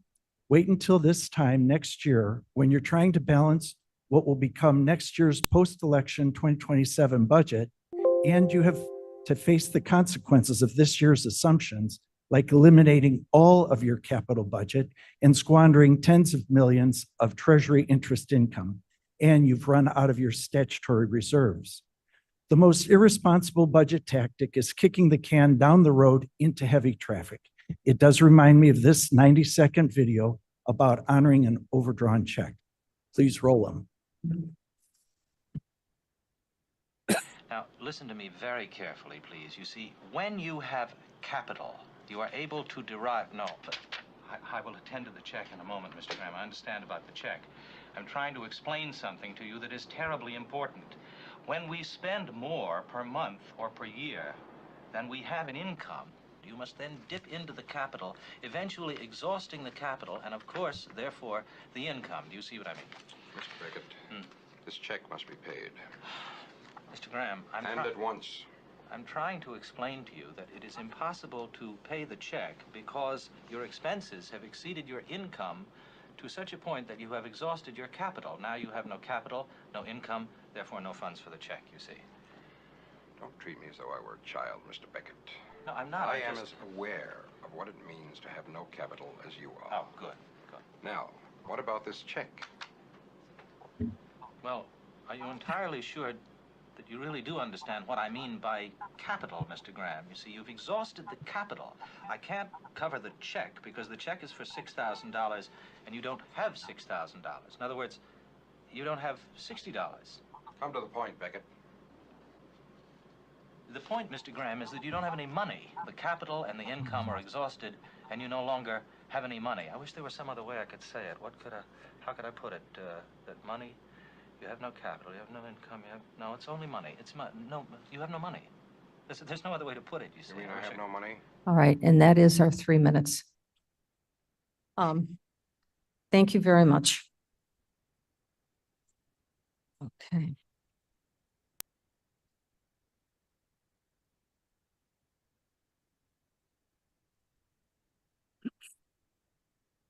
Marlene Lampler? Is Marlene here? Joe Bastian?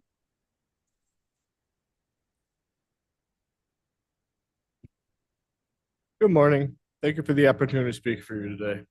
My name is Joe Bastian. I'm the Kane County Outreach Coordinator for Live for Lally, a nonprofit organization working with individuals, families, and communities impacted by substance use. Live for Lally was founded by the family of Alex Laliberti, who died of a preventable and accidental overdose in December 2008. We have been serving Northern Illinois since January 2009. As you might be aware, drug overdose is a top accidental cause of death in the U.S. It's important for us to let municipalities and other groups of the community know about the services we offer so that we can save as many lives as possible. Working under our 4 pillars of impact: education, peer support, harm reduction, advocacy. Some of the services Live for Lally provides for free to the public are peer support in the form of group meetings, both virtual and in person, one-on-one recovery coaching, case management, and care linkage for anyone using substances, their loved ones, and anyone who lost someone to a substance-related death. We provide mobile outreach to areas of high need in which we provide harm reduction supplies, basic needs like toiletries, water, and non-perishable snacks, resource navigation, and connection to peers who understand. We also offer delivery and mail-out services for participants who can't reach us.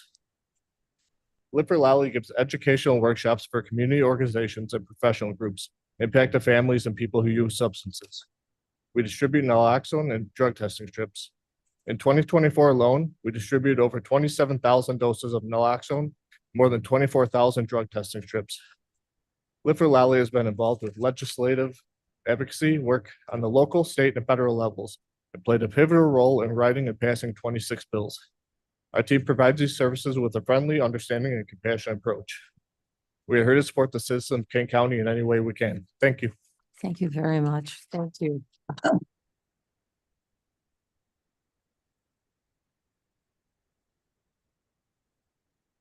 Mr. Anderson, Brian Anderson.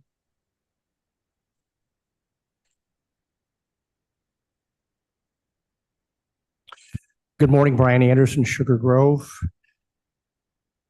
We are in the middle, as we all know, balancing the budget.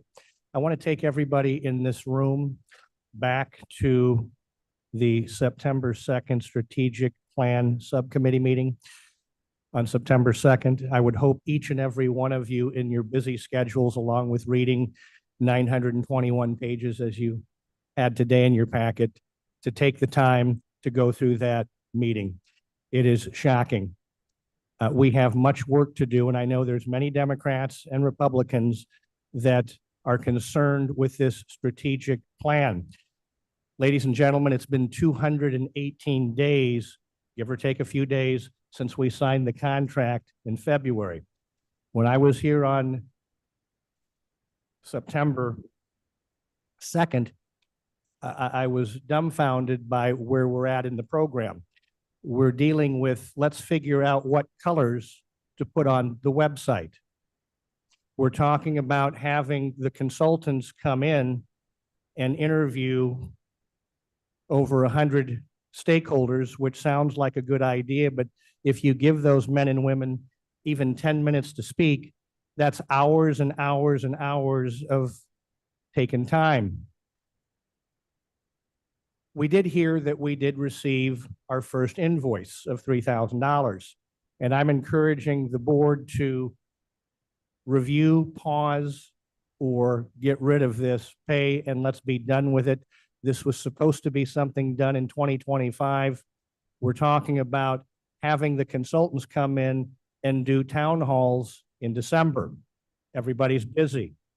Some other concerns I have is Mavis Bates is talking about the 2040 plan, and I know most of you have probably read that. I hope you have. I have. The 2040 plan that she brings up is a concern of mine because in 5 years, that would mean that our population should be well over what it is today. We're at 514,000. For it to hit the goal, and forgive me for not writing it down, we'd need to add 286,000 residents between now and 2040. That's not happening. The data is clear. The facts are the facts. As far as out migration, Illinois is number one. So people are leaving the state. They're certainly leaving the counties. And so to even brag about that, talk about that 2040 plan is something that we should be moving away from. The fact of the matter is Mr. Leonard and Mr. Roth have brought great ideas to this board. I still haven't heard of, let's have an nutrition program. Let's have the non-essential positions put on pause, put on hold, that there is a group going, this is an emergency hire, let's approve it. As everybody in this room knows, even if we come up with a budget, we're probably going to have to dip into the reserves a little bit more, is what I'm hearing. And by the way, the problem starts all over with the new budget. So it's time to do the heavy lifting now. Each one of you work very hard. The committees you're on take up a lot of time. This is a subcommittee that I was exposed to that just shows the lack of leadership and direction needed as we're pruning and working on getting the budget balanced. Thank you very much. Thank you.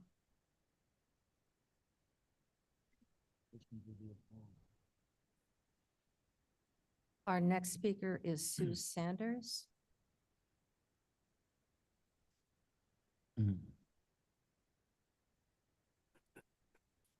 Thank you, Board, for all you do. I stand today to ask, and I'm off the agenda. I stand today to ask for your support in protecting the voice and authority of our local counties, townships, cities, and villages. The Illinois General Assembly is considering a proposal to consolidate our transit agencies under a single new body called the Northern Illinois Transit Authority, or NITA. While a goal of efficiency sounds appealing, the details of this legislation threaten local control, fair representation, and even our community's economic interests. Currently, the Regional Transportation Authority oversees transit finances, funding, and planning in our region. Chicago's transit system includes the CTA, serving hundreds of thousands of daily riders, Metra and our primary commuter rail, and Pace Bus, which provides essential services across 274 suburban municipalities in 6 counties. Together, these agencies move millions safely, affordably, and efficiently every day. The proposal, however, would consolidate all transit under a 20-member board, the governor, the mayor of Chicago, and the Cook County president, which each appoint 5 members. The 5 collar counties, ours included, would share just 5 seats among them. This division essentially leaves the suburbs without meaningful input or transit policy, fares, routes, or planning. Our communities, which contribute significantly to the ridership and funding, would have little say in the decisions that affect us most. Even more concerning is the land grab provision. The new authority would gain near total control over planning, zoning, development around rail stations and transit hubs. Local zoning would be overridden and sales tax revenue from any retail development could be directed away from our counties, depriving local governments of funds for schools, roads, public safety, and essential services. Funding is another critical issue. Kane County currently receives about $27 million from the RTA sales tax to support transportation and public safety. While proposals to divert all sales tax revenue to the new authority are off the table for now, nothing is guaranteed until legislation is finalized.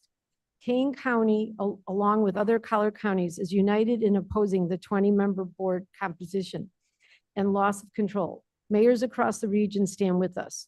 We are asking our citizens to stand with your local governments in opposing this legislation.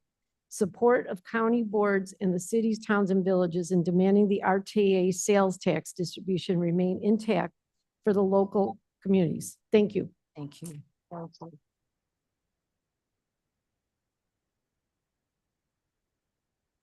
Our next speaker is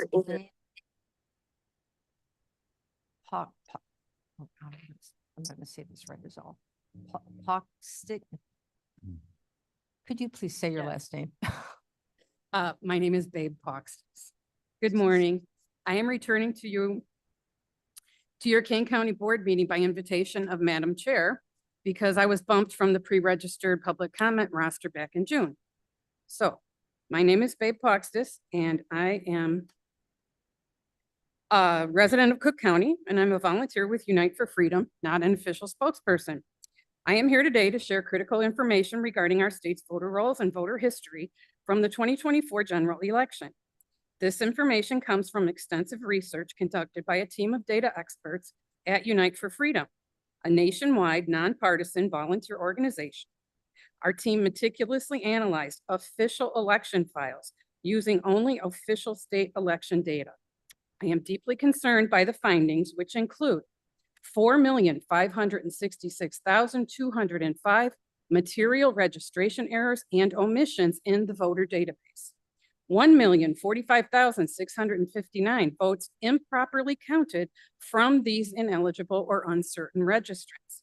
56,164 excess votes counted beyond the number of voters who participated with no explanation for their origin.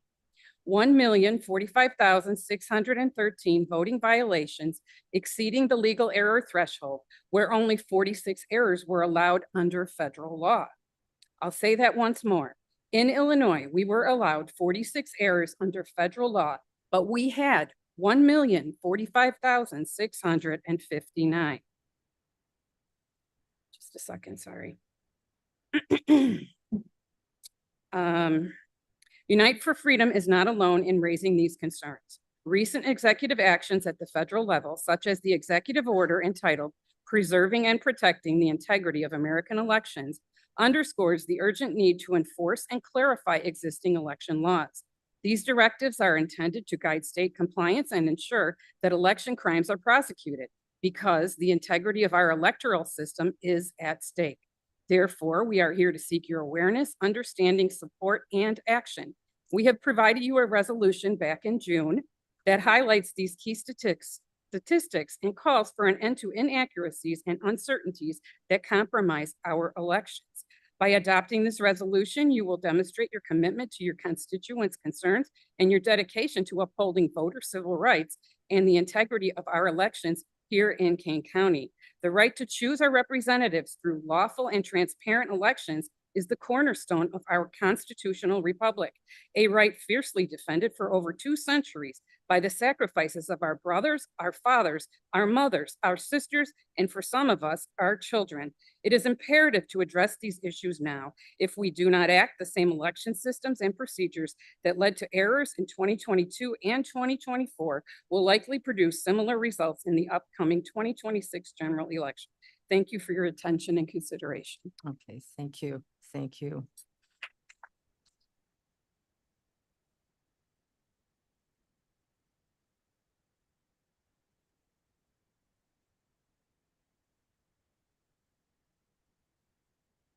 Our next speaker is Ken Zitko.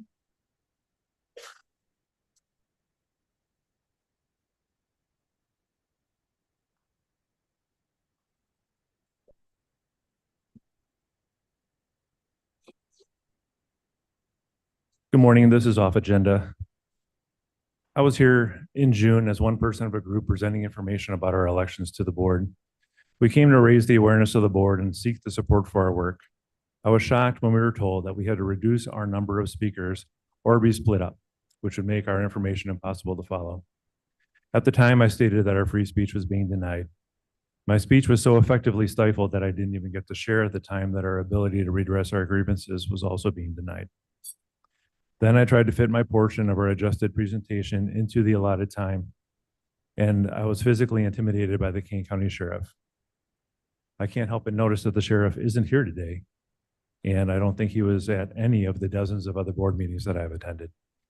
So I guess that's a special treatment we get for signing up in advance online. Having paid taxes in Kane County for 35 years, I have no words for this experience. Madam Chair shared that our free speech was not being denied, but that doesn't make it true. People say a lot of things these days that are not true. Elections are free and fair. Vaccines are safe and effective. I hear these things all the time, but they're not true. If the Kane County rules for public speakers included a provision that groups may be asked to have one person present their material, and if the provision was applied consistently, that would have been different.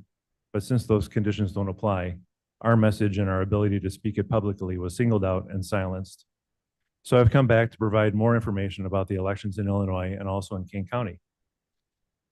A portion of this is the representation of thousands of hours of research completed by a team of 92 data engineers, architects, and analysts. We previously presented that over 4.5 million material registration errors or omissions were found in the entire state voter roll. But what if we look at Kane County? In Kane, we found that there were 128,630 material registration errors or omissions in the voter roll provided by the state. 37,289 votes were cast by these apparently illegal or invalid registrations in the 2024 election. And 2,069 more votes were counted than voters who voted, according to the Illinois state data provided by the Director of Elections. 37,289 ballots were cast in error, when the Help America Vote Act dictates that since there were 225,945 ballots cast in Kane County, there could be no more than 2 ballots in error in order to be considered a valid and certifiable election. A prevalence study that included data for Kane County also indicated that 14% of the Illinois state voter roll are records for people that have non-existent addresses, no valid social security number, or their identity cannot be confirmed in any government database. There's a lot of work that needs to be done before the 2026 election. I implore everyone that hears this message to support the rule of law and demand valid and certifiable elections. Anyone interested in more information should visit uniteforfreedom.com. That's unite4freedom.com. Thank you. Thank you.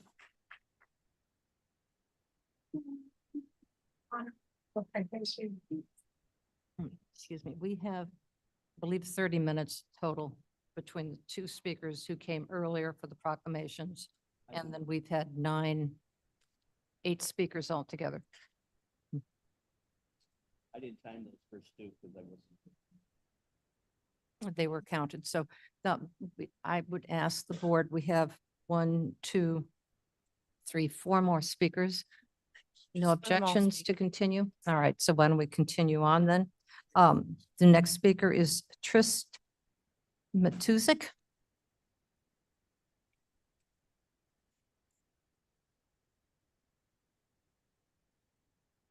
My name is Tristy Metsuka, and good morning, members of the Kane County Board. In June, I came here with a group of fellow citizens, each of us prepared to share our own perspective and experience on the issues of election validity. Before any of us had the chance to speak, the board decided to silence that individuality by forcing us to consolidate into one statement. That decision was not only unfair, it was a violation of our First Amendment rights. The Constitution guarantees each citizen the right to petition their government and to speak freely, especially in the matters that affect the integrity of our elections and the trust of our community. By choosing convenience over liberty, you told every taxpayer in that room their voice did not matter. That is an infringement on fundamental rights and set troubling precedent over how the board uses its authority. And let's be clear, if elections are invalid and uncertifiable, then the very foundation of this board's authority is in question. Government derives its legitimacy only from the consent of the governed. Without the consent, decisions made here risk being viewed not as the will of the people, but as the product of a system in doubt. I stand here as a taxpayer, not only for myself, but for every neighbor who expects transparency, fairness, and respect from those elected to serve us. Restricting speech because it is inconvenient is an abuse of power. Our nation's strength rests on the principle that every voice matters, that we are not to be silenced, diminished, or lumped together to fit into neat boxes. I urge this board to reflect on what happened in June, to correct course, and to ensure that no resident of Kane County is ever denied the right to speak individually. Thank you.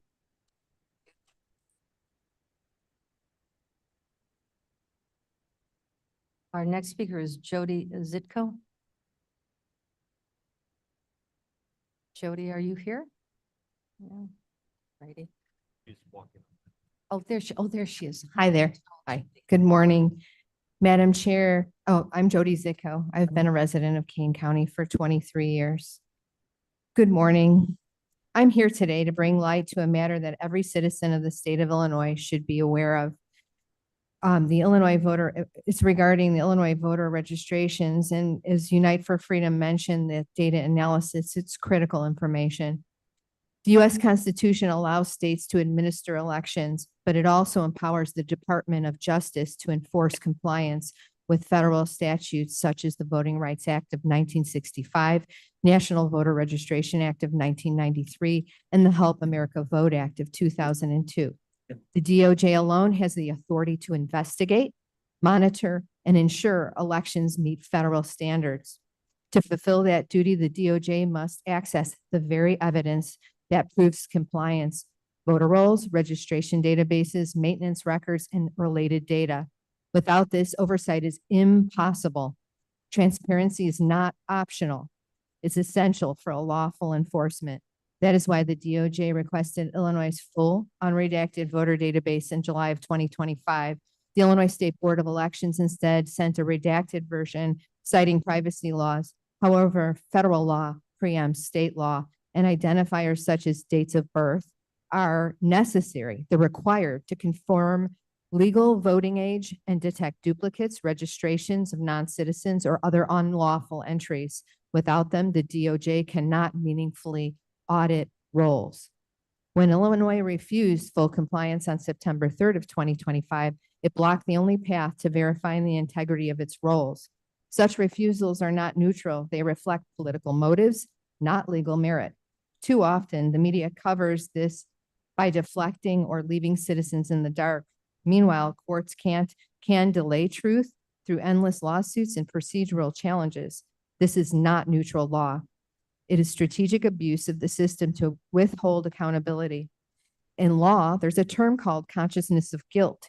It means actions that reveal awareness of wrongdoing, refusals, misleading rhetoric, and legal stalling, running the clock out for 2026, all suggest concealment. The DOJ's authority means nothing without transparency. By withholding unredacted voter rolls in Illinois, they deny not only the DOJ, but every citizen the assurance that elections are lawful and fair. Leaders who obstruct this process send the clearest message. They fear the truth more than the consequences of hiding it. Sovereignty, freedom, and justice demand transparency. Without it, concealment remains, and concealment itself is proof that something is being hidden. Thank you.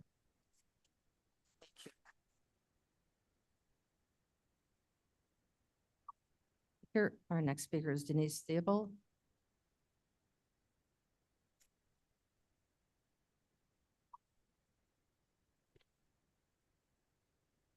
Morning.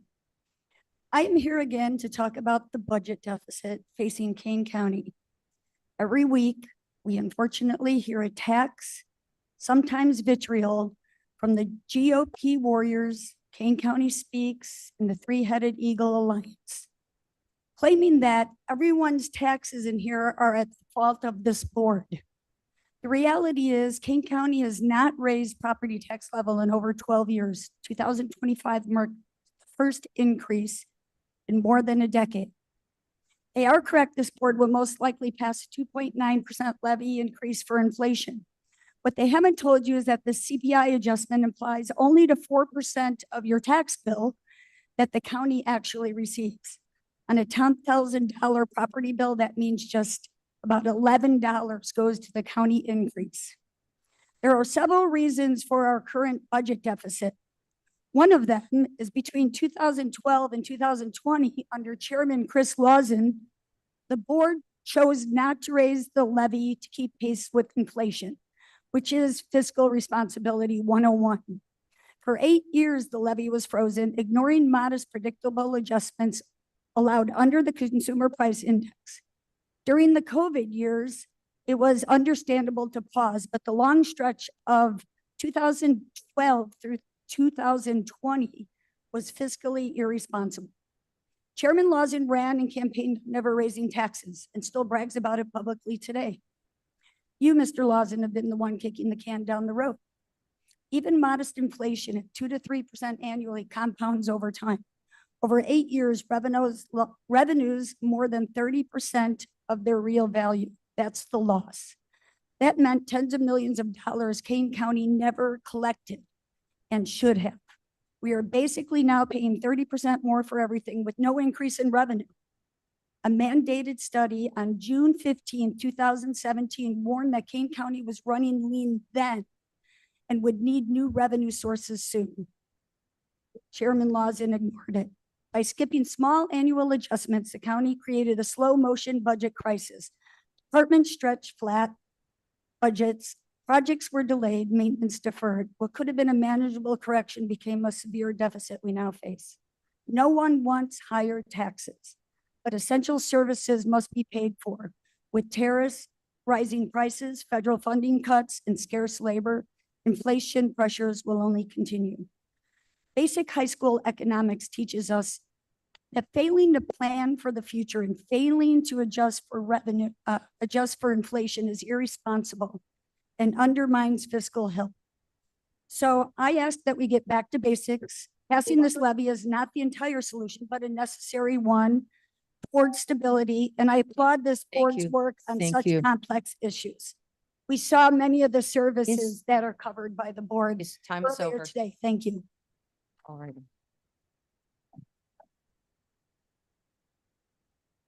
The last speaker today is Michelle Bettig. Michelle, are you here?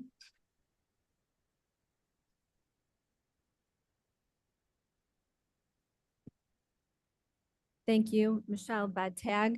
I just want to remind everybody of the strategic plan that we signed up for $127,000. You know, spending is supposed to be curtailed. We're not supposed to be spending more money. We've spent tons of money on strategic plans in the past.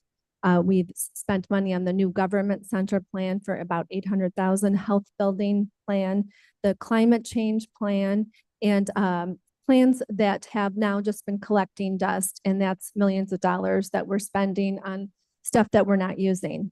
The board is elected to balance the budget. That's your number one job. I tell people now, if you're going to run for the county board, that should be your experience in your wheelhouse to be able to do that. You know, some citizens are fine with raising taxes. That's fine. People can have their own opinion, but out of 3,144 counties, we are number 28 in the nation for the highest taxes. My tax bill has gone up every single year because of either the assessed value or the numbers of the assessors, whatever. I can't think of them, I'm sorry. Anyways, I just want to get to the point. The point is the taxes have raised. My tax bill has gone up every single year since I lived in Kane County. The revenue has increased every single year. When you say things have been put on the back burner for repairs, we pay the highest taxes in the country.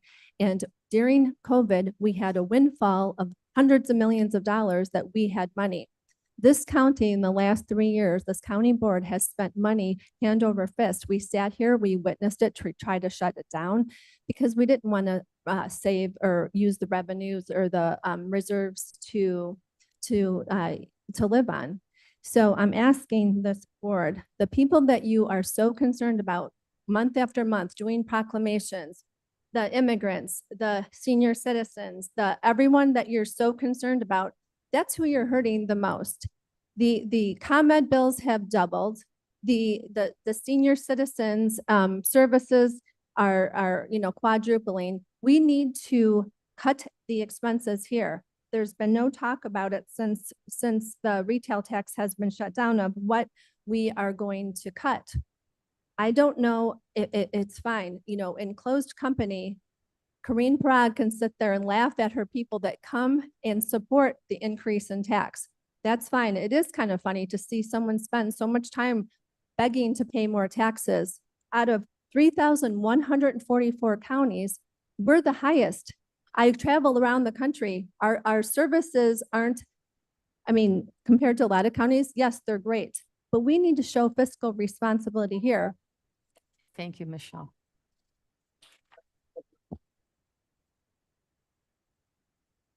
That does conclude our public comment for today.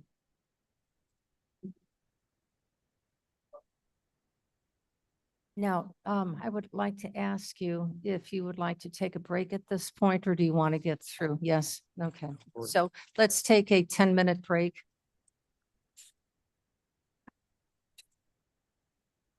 Get through 5 is fine.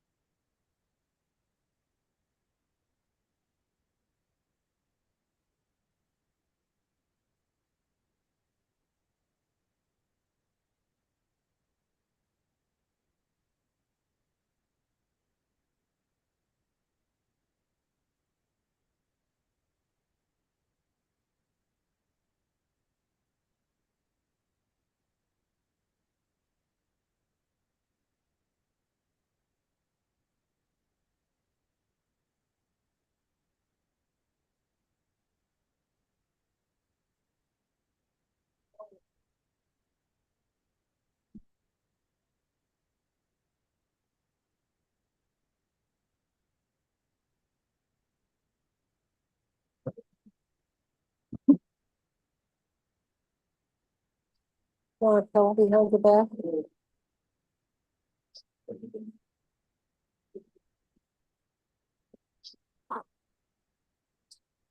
You okay?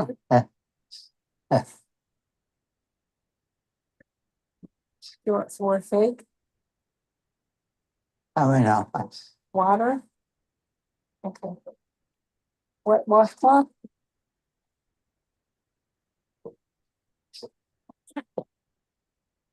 Like, you want your pants off?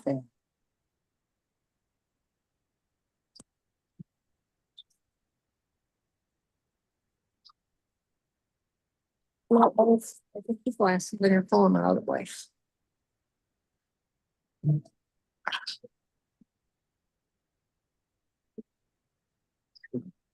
Wait a minute, your tie is so far away. Oh. I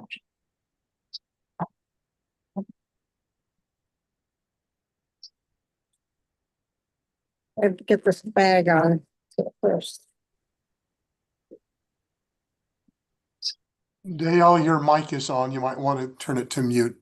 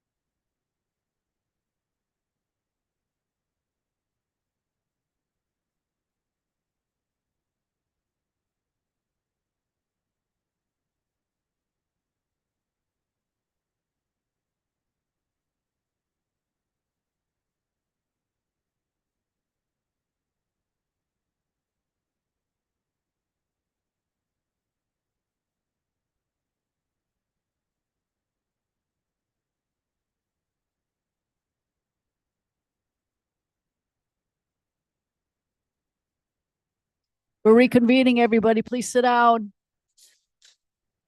Okay, ladies and gentlemen, meeting is beginning. Meeting's back to order, please. All right, are we ready? Let's call the roll. Okay, if I could have everybody seated, please.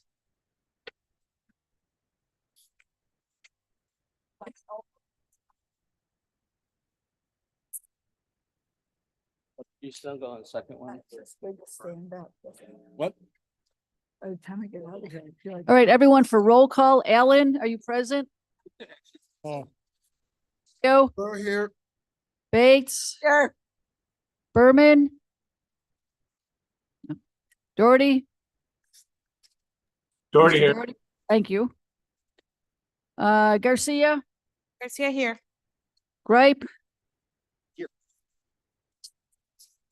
Iqbal? Iqbal present. Thank you. Juby?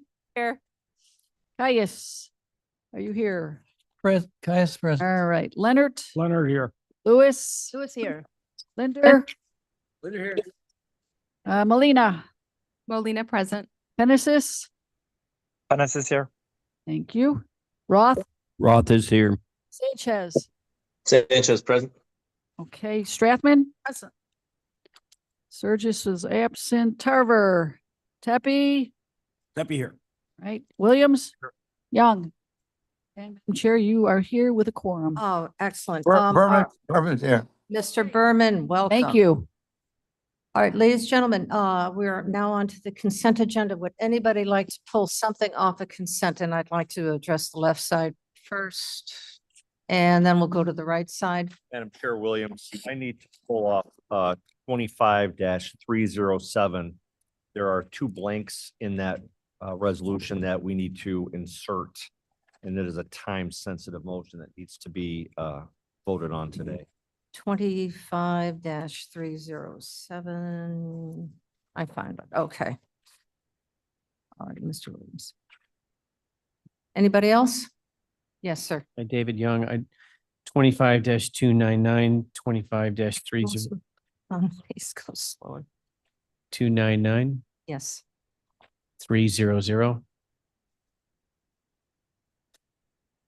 Okay, thank you.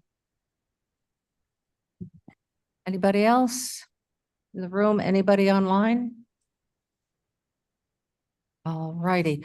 May I please have a motion? Madam Chair Gums, I will move to approve the consent agenda.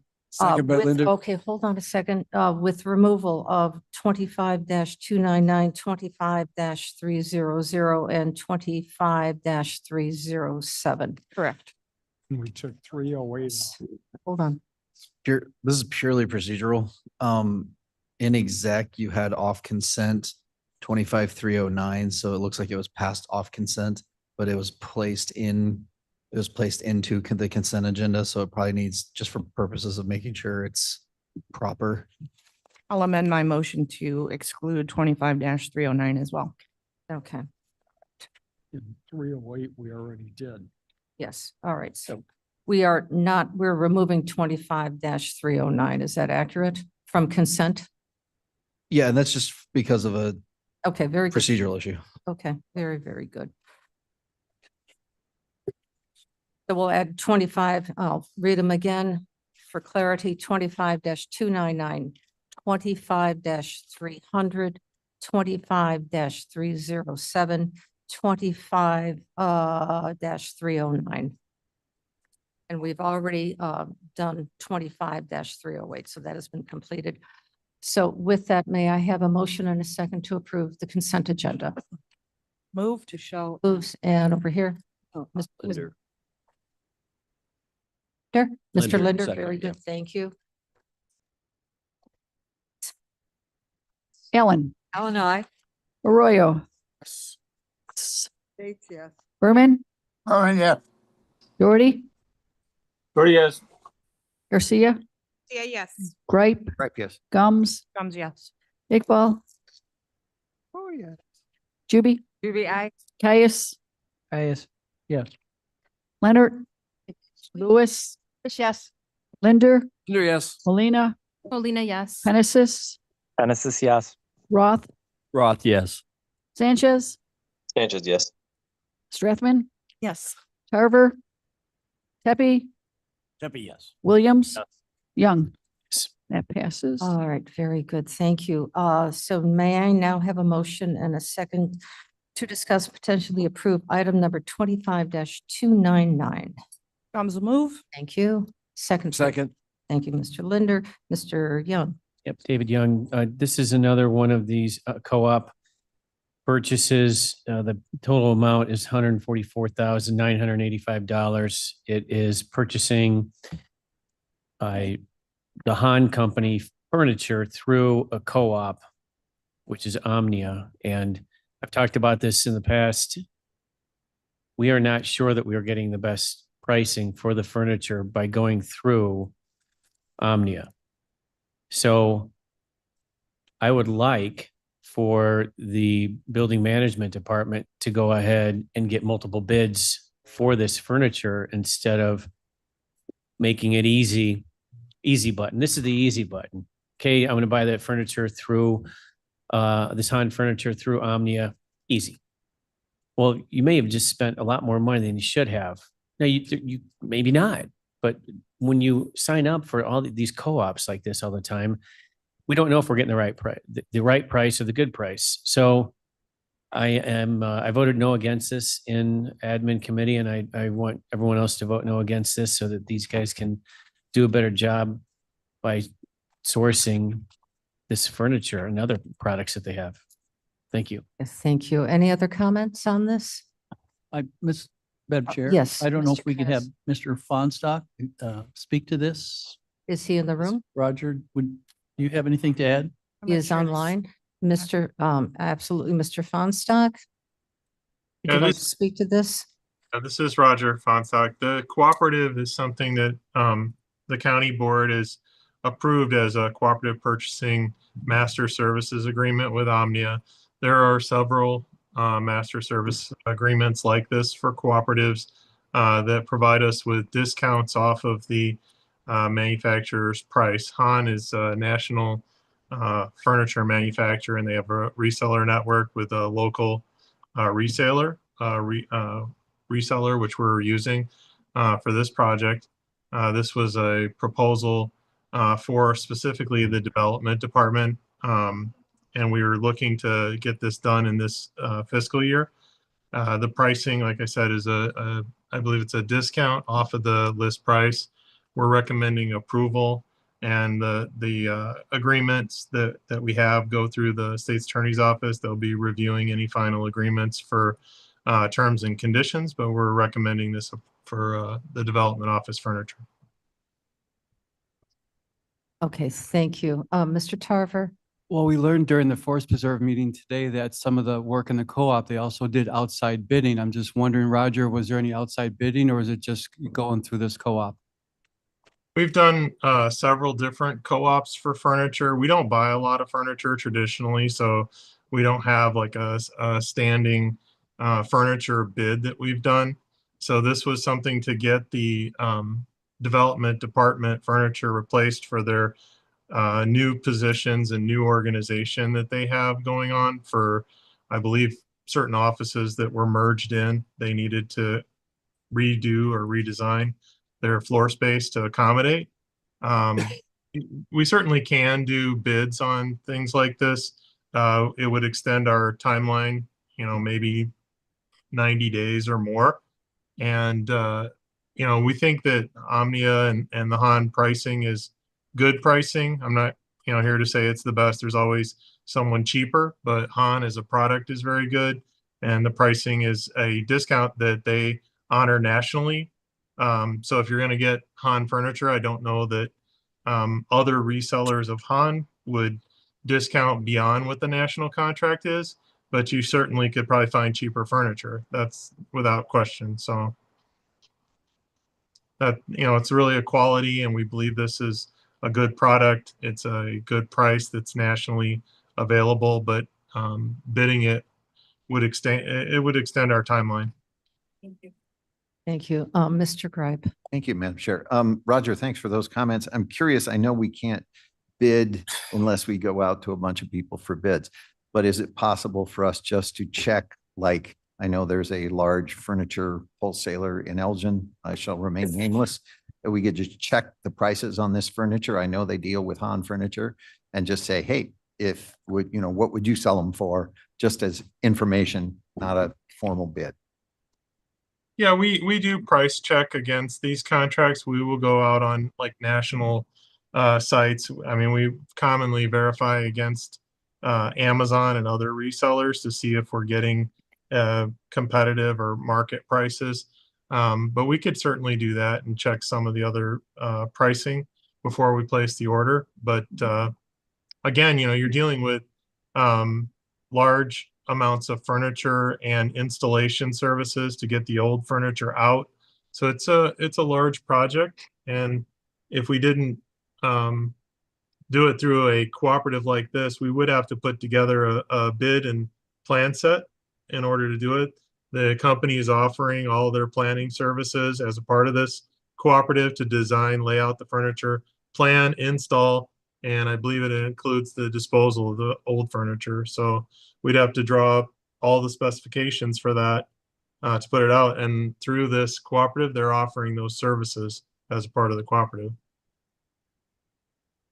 Any other questions of Mr. Young? Hi, David Young. Well, I mean, you just heard the answer. The answer to the question was no.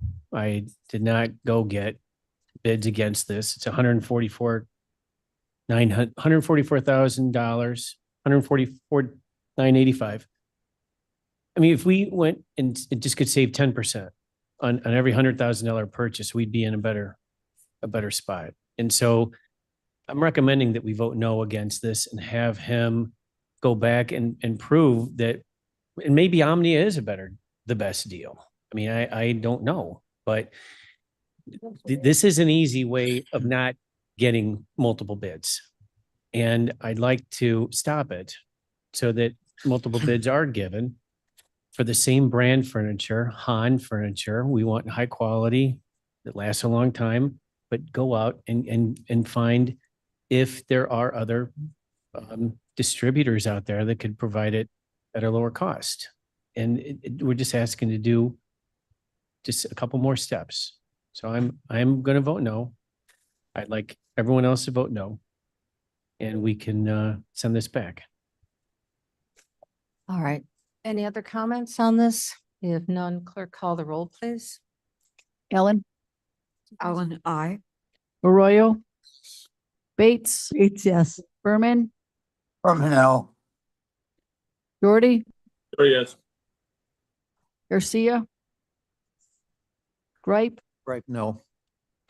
Gums, Iqbal, no. Juby, Should be aye. Caius, Yes. Leonard, Leonard, no. Lewis, Lewis, no. Linder, Linder, yes.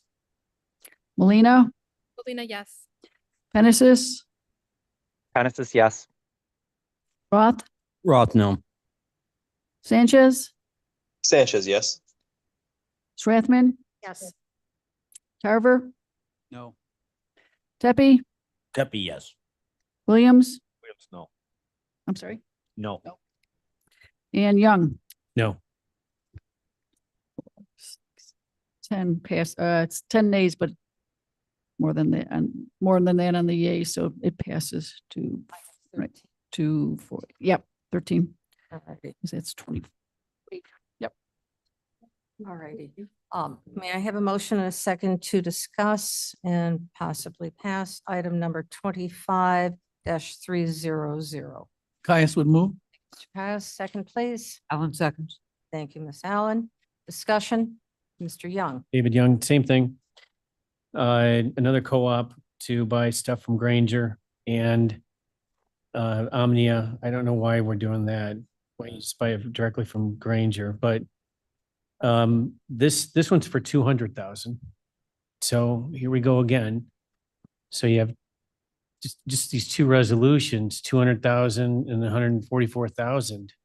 I mean, we could really, you do that a couple of times and you do that a couple of times a month, then we are going to be saving money. And so the same thing, we don't know if this is actually going to be the best price. So I'm going to vote no against this. Any discussion? Yes, sir. Mr. Caius. I'm take point on that we're going to be saving money. We could be saving money. We will be spending a lot more time doing this, which is guaranteed that we will be spending more money on actually the purchasing procedure. If we have to go out to biddings, it's a very complicated procedure. So if someone says we will be saving money, I don't believe that's correct. Madam Chair, this is Roger. Hold on, Roger. We have some other board members who are speaking right now. We'll give you time in just a minute. Mr. Williams? I think we'd just be a little bit more comfortable spending this kind of money if we had some sort of proof that, Mr. Williams, just a little closer to the yeah, mic. if we just had some sort of proof that, you know, we called this Elgin Furniture Store and we verified we're saving $10,000 or by using the Omnia. I mean, we have no way to verify. So I don't think it's a matter of going to bid necessarily, even though that may be appropriate sometimes, but just a little checking information would, I think, help a lot of us feel more comfortable about the expenditure.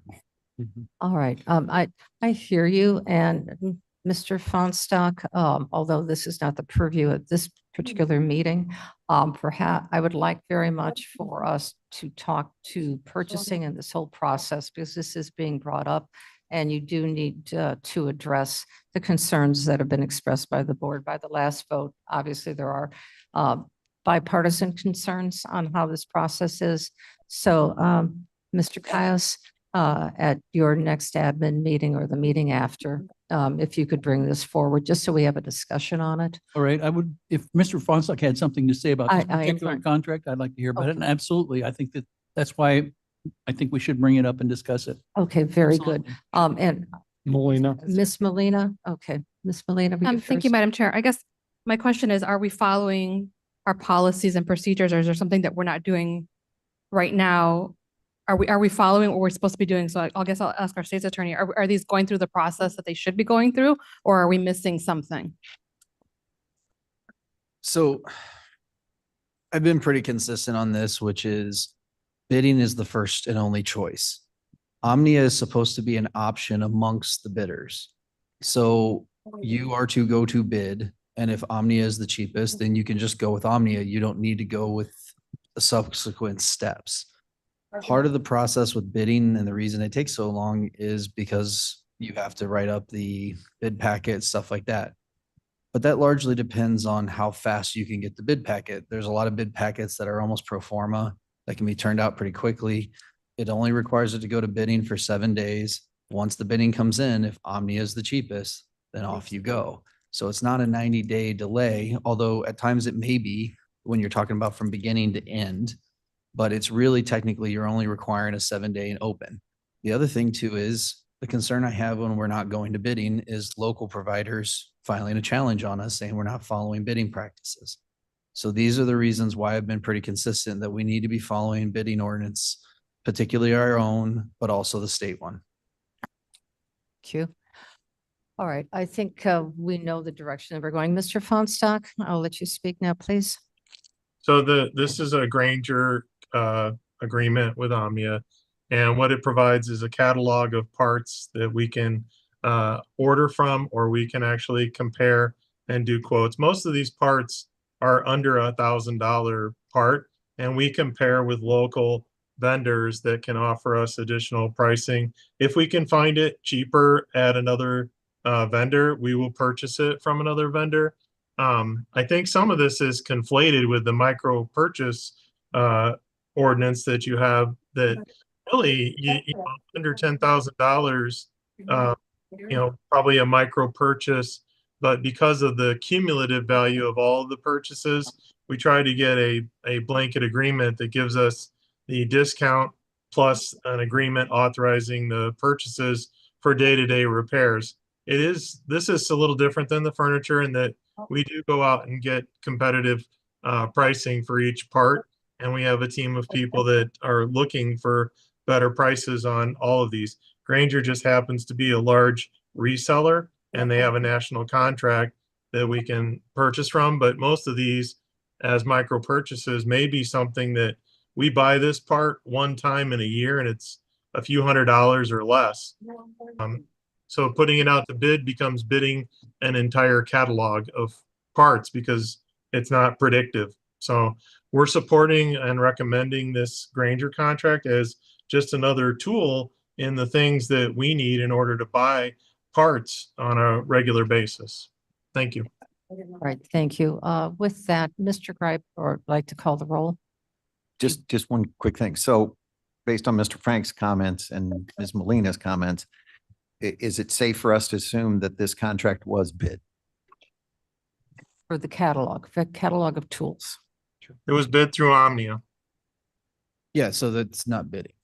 So the whole concept of co-ops is that you are latching on to another jurisdiction's bid. But when you get to this size nationally, the idea is that you're not necessarily testing our market. And so you can approve these co-ops and they can be a tool, but the question is, are you still sufficiently complying with the statute, both the state and the local? If it was like a one-off, I might not have too much of a problem with Omnia, but if we as a county are using Omnia as a go-to first choice always, there is a provision in the purchasing ordinances that basically say, if you take a mechanism that would otherwise be legal for the purposes of end-arounding the bidding requirements, it makes it improper. And I'm not saying that's what's happening here, but if we as a county basically decide that Omnia is the go-to source for everything, then we're flirting into that. Yep. All right, I think that answers everybody's questions. Clerk, call the roll, please. Ellen, Aye. Arroyo, Bates. Bates, yes, but I think we should look into this some more. Okay. Berman, Yes. Doherty, Oh, yes. Garcia, Garcia, no. Ripe, Right, no. Gums, Yes. Iqbal, Iqbal, no. Juby, Juby, no. Caius, Nice, yes. Leonard, No. Lewis, Lewis, no. Linder, Linder, yes. Molina, no. Hennessy, no. Roth, Roth, no. Sanchez, Sanchez, yes. Strathman, Yes. Tarver, Tepe, Jeppy, yes. Williams, No. Williams is no, Young, No. 12, 11. 10, 12. to 1. It's 12, 12, 11. 11. Tie. No, it's 12-11. 12, 11. 12, 11. Yes. Sorry. No. He's not here. Motion fails. Motion fails. You'll have to bring it up differently. So Chris and Mr. Caius. Thank you. All right, the next item is 25-307, and that is Mr. Williams. Thank you, Madam Chair. If you look at page 631 of your packet, which is on the screen, you'll see there are two blanks. The numbers that need to be inserted are $500,000. So I would make a motion to approve, and I would ask somebody second that, and then we amend it to include the $500,000. Roth will second your motion. Okay, any discussion on this? Do we gonna move to amend then? I need a, yeah. Move to amend, Amend then as per the document as presented by Mr. Correct. Williams. correct. Okay, so we have a move to amend. And we need to take a roll call on that. Yes. Yes, the amendment. This is for the amendment only right now. Correct. Ellen, Aye. Arroyo, Bates. Bates, yes. Berman, Yes. Doherty, Oh, yes. Garcia, Garcia, yes. Ripe, Right, yes. Gums, Yes. Iqbal, Iqbal, yes. Juby, Juby, aye. Caius, Nice, yes. Leonard, Leonard, yes. Lewis, Lewis, yes. Linder, Linder, yes. Molina, Molina, yes. Genesis, Genesis, yes. Roth, Roth, yes. Sanchez, Sanchez, yes. Strathman, Yes. Tarver, Tarver, yes. Tepe, Tepe, yes. Williams, Yes. Young. Yes. Amendment passes. Very good. Okay, so now, are we ready to take the vote on the actual resolution? I believe so. Clerk, call the roll on the resolution as amended. Okay, as amended. Allen, Aye. Arroyo, Bates, Bates, yes. Berman, Yes. okay, Doherty. Oh, you cut out. Doherty. Can you repeat, please? Yes, yes. Thank you. Garcia, Garcia, yes. Ripe, Right, yes. Gums, Gums, yes. Iqbal, Iqbal, yes. GBI. Caius, yes. Leonard, Leonard, yes. Lewis, Yes. Linder, Yes. Molina, Molina, yes. Genesis, Genesis, yes. Roth, Roth, yes. Sanchez, Sanchez, yes. Strathman, Yes. Tarver, Tarver, yes. Tepe, Yes. Williams, Yes. Young. Yes. That passes. Okay, that ends our consent agenda. Or off consent, I'm sorry, good grief. Off consent. We have more, you have more. But 309 was pulled, we can go to 309, all right, very. It was not pulled. It was just moved to off consent. off. It's moved off It's consent. off consent. So we Council move were going through off consent now with the ones that were Roth will second it. just going to go 309. Who moved it? Gums and Roth will second. I think the meeting has gotten to me. Got my glasses. All right, motion, okay, so we have who motioned in second? Gums motion, Roth seconds. Thank you, sir. 309. And this is for 309. Discussion on this. And why was it moved off consent? Because it, Madam Chair Gums, Yes. in executive, it was off consent. Yes. So it got moved to consent. That's just procedural, as I Procedural. understand it. Okay, Yeah, so it got approved, but it never got moved to on consent. So it should just stay off consent. So all you got to do is vote for it. okay, so are we? No ready? issue with it whatsoever. We have a motion and a second. We know why it was pulled off consent. Clerk, call the roll. Allen, Alan, aye. Arroyo, Bates, Bates, yes. Berman, Yes. Doherty, Yes. Garcia, Garcia, yes. Ripe, Right, yes. Gums, yes. Iqbal, Iqbal, yes. Juby, GBI. Caius, Caius, yes. Leonard, Leonard, yes. Lewis, Lewis, yes. Linder, Linder, yes. Molina, Molina, yes. Genesis, Genesis, yes. Roth, Roth, yes. Sanchez, Sanchez, yes. Strathman, Yes. Tarver, Tarver, yes. Tepe, Tepe, yes. Williams, Yes. Young. All right, I'm looking now at our end of consent agenda and we pulled those items off consent, and we've just confirmed them. Would you like to go through the rest of the resolutions and get those passed before we go into executive session? Is there a Yes. Madam Chair, we have private counsel that's been kind of waiting. I would rather do that, but I'll leave it to the deference of the board. private counsel who's waiting, but we have a number of resolutions that have to be passed, and I want to make sure we maintain quorum in this room. So I would like to suggest that we move through the petitions, the resolutions quickly, if at all possible. Madam Chair Gums, it's my understanding that the resolutions, I don't think there's any major concerns about any of those. They should go quickly. Yeah, So I they're all, think we they're all should- intergovernment. I Those think we should be should do pretty those quick. first. So let's get through our resolutions where we have quorum, and then we can, I can also confirm that all the resolutions were sent over to us via contracts, and I appreciate the department heads for sending them over quickly. So they've all been reviewed. We're good. okay, very good. All right, so why don't we start? I have a motion, a second to approve and possibly approve and discuss item number 25325. Molina moves. Second. Who's second? Mr. Linder? Okay. Madam Discuss- Chair, we could do A, B, and D all together. No, we cannot. at the county board. We did an executive. They still have to go individually for purposes of vote, but Okay. like I said, there's no issues other than if anybody wants to make an amendment.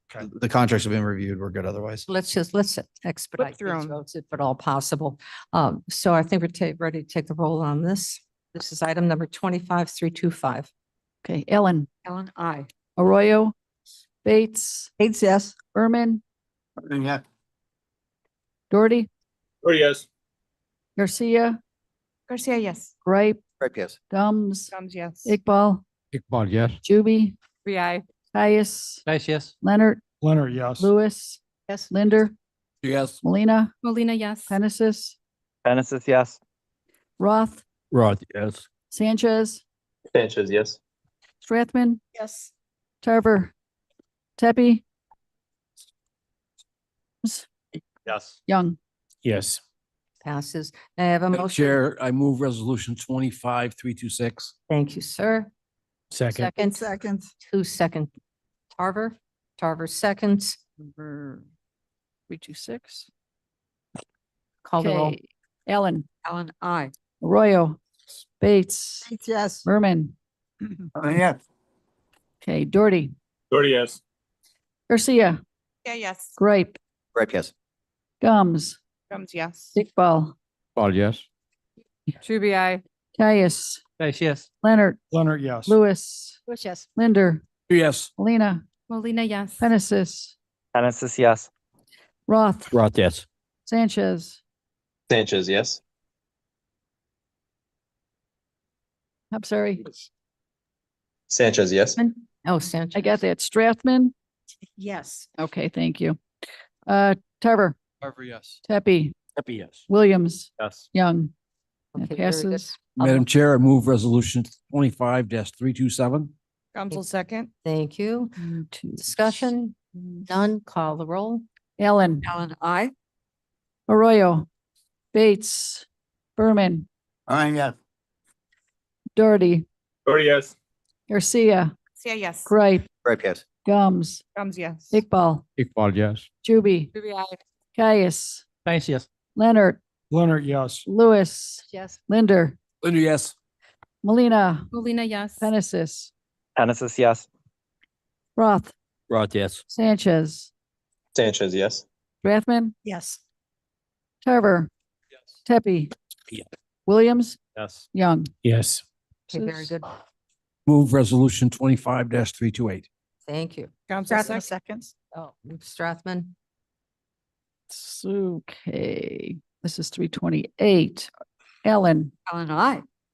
Arroyo, Bates, Yes. Berman, Berman. sorry? Can you repeat, Mr. Berman? Berman, yes. Thank you. Doherty? Yes. Thank you. Garcia? Garcia, yes. Gripe? Gums? Gums, yes. Iqbal? Iqbal, yes. Juby? Truby, aye. Caius? Yes. Leonard? Leonard, yes. Lewis? Yes. Linder? Yes. Molina? Molina, yes. Genesis? Genesis, yes. Roth? Roth, yes. Sanchez? Sanchez, yes. Strathman? Yes. Tarver? Tepe? Tepe, yes. Williams? Yes. Young? Yes. Passes. Motion. I move resolution 25-329. Gums will second. Much. Madam Chair. Yes. Before we vote on this, the state's attorney's office asked for an amendment to this resolution. And the amendment is in the last paragraph now, therefore, they want to add the wording, subject to the continuation of the county's original operating agreement and the review and advisement of the Kane County State's Attorney's Office. So I move and Arroyo seconded Okay. this amendment. Amend this to amend. All right. Any discussion on the amendment? No. Clerk, call the roll. So this is just on the amendment? Just on the Yes. All amendment. right, let me do that. Hang on 1 second. I'm gonna goof this up.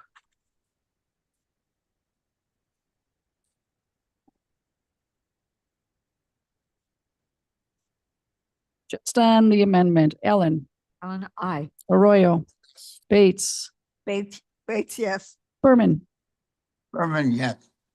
Doherty, Yes. Garcia, Garcia, yes. Gripe, Right, yes.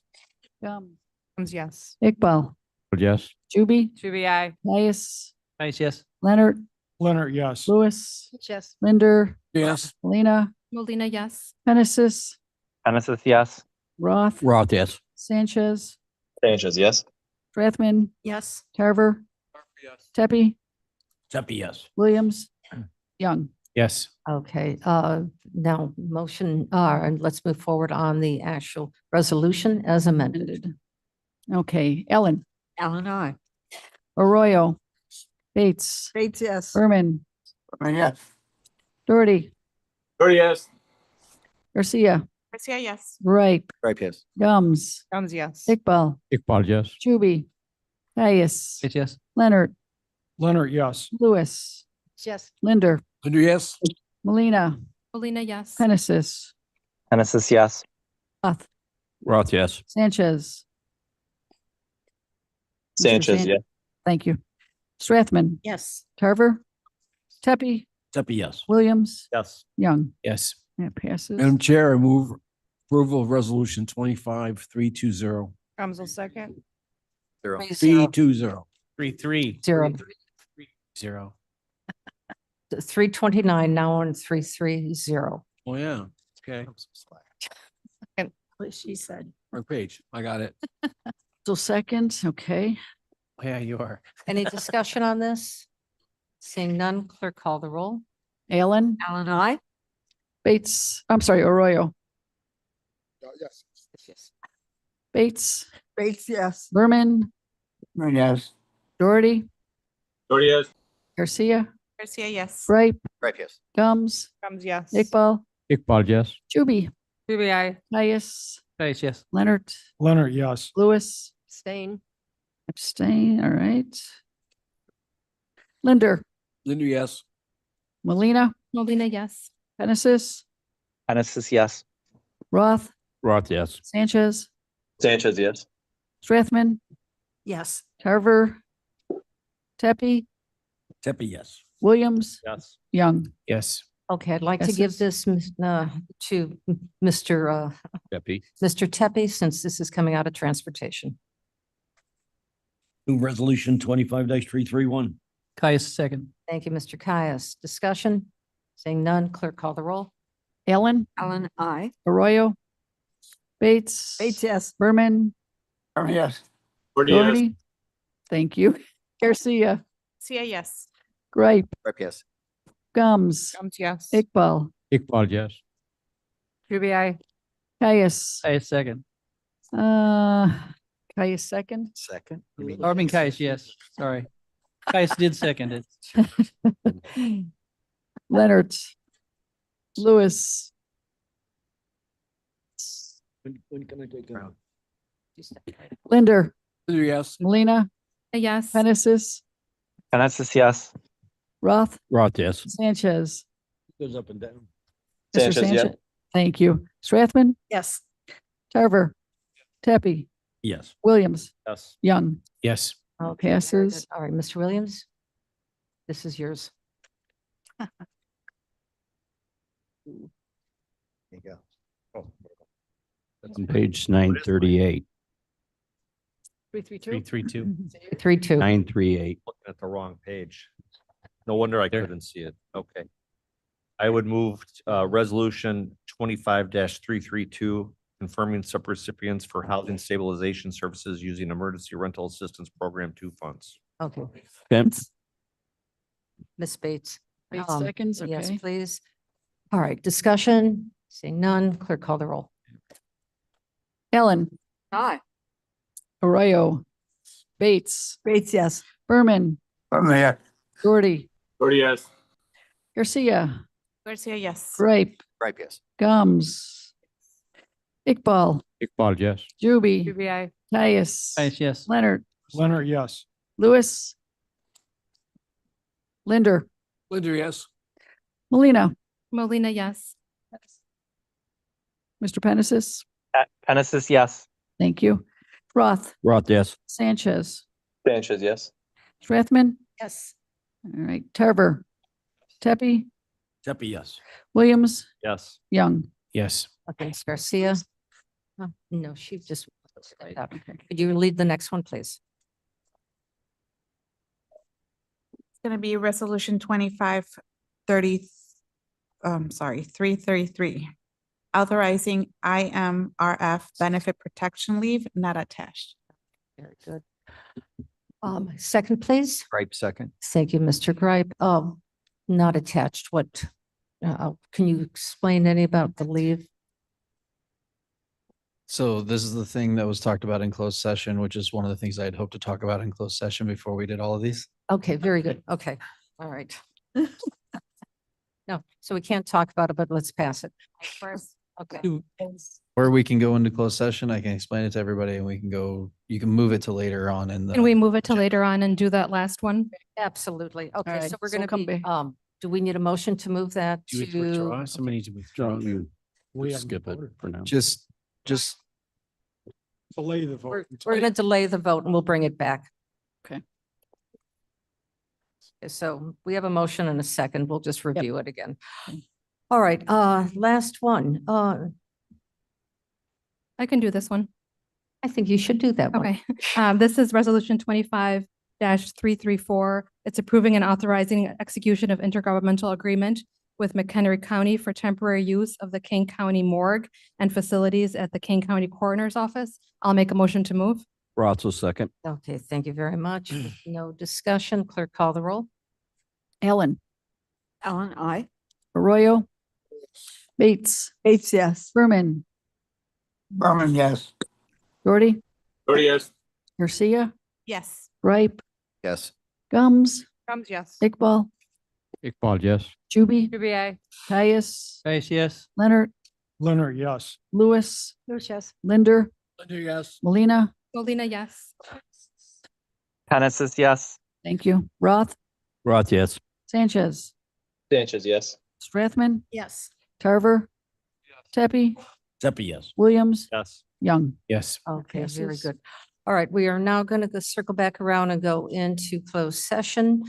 May I have a motion, a second, to enter into executive session to discuss the settlement of claims? Roth will make the motion. We go into closed session. Linder, second. Discuss Okay. settlement and Linder claims. Seconds, Mr. Linder, you're Johnny on the spot today. Clerk, call the roll, go into closed session. Ellen, Aye. Arroyo, Bates. Yes. Berman, Berman, yes. Doherty, yes. Garcia, Garcia, yes. Gripe, Gums, Comes yes. Iqbal, Iqbal, yes. Juby, UBI. Caius, Case, yes. Leonard, Leonard, yes. Lewis, Lewis, yes. Linder, Linder, yes. Molina, Molina, yes. Genesis, Genesis, yes. Roth, Roth, yes. Sanchez, Sanchez, yes. Strathman, Yes. Tarver, Tepe, Zeppi, yes. Williams, Yes. Young. Okay. Passes. Okay, we are now in closed session. Closed session. Ernie, did you want to give instructions for those online in the room? That's right. How do you do this again? Yeah, I would just ask that everybody who, if you are online right now and in the room, please completely delete out of Zoom. So do not go back to don't break out, don't any, just completely take yourself out of Zoom. And when we get back into open session, you can rejoin. Sure. Leave. And Blair, please make sure that none of them are on that are in person. The term is leave. I'm trying to be a little more diplomatic.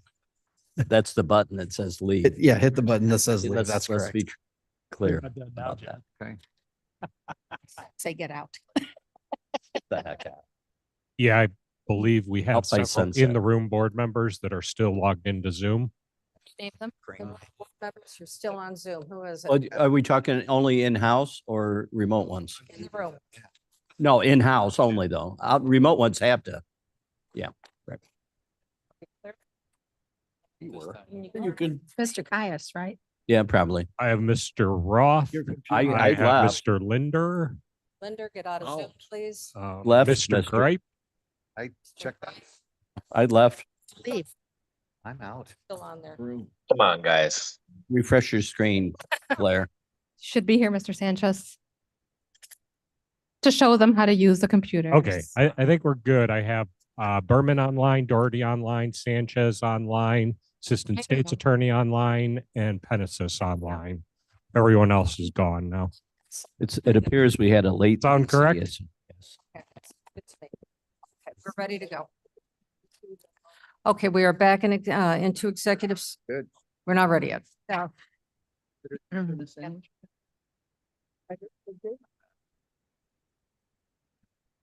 Get to him. Yeah. It went by way of China. I have two online people that have not accepted their invite yet, Mr. Berman and Mr. Doherty. Kick him out. John? John, you don't want anybody online. Now I'm just missing Mr. Berman.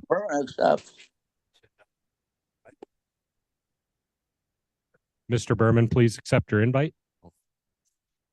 I accept. Looks like it, yeah. There it Verbally goes. accepted. There it goes.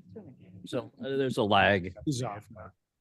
Mr. Berman, apparently it's something with your computer. You have to accept an invitation. All right.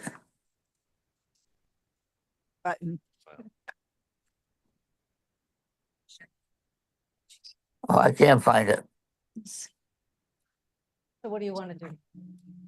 We'll have to mute. Mr. Berman, we're going to mute you and pull you off until you come back on. Can we suspend? We're going to put you in the waiting room. He's not accepted the invite. Yeah. Okay.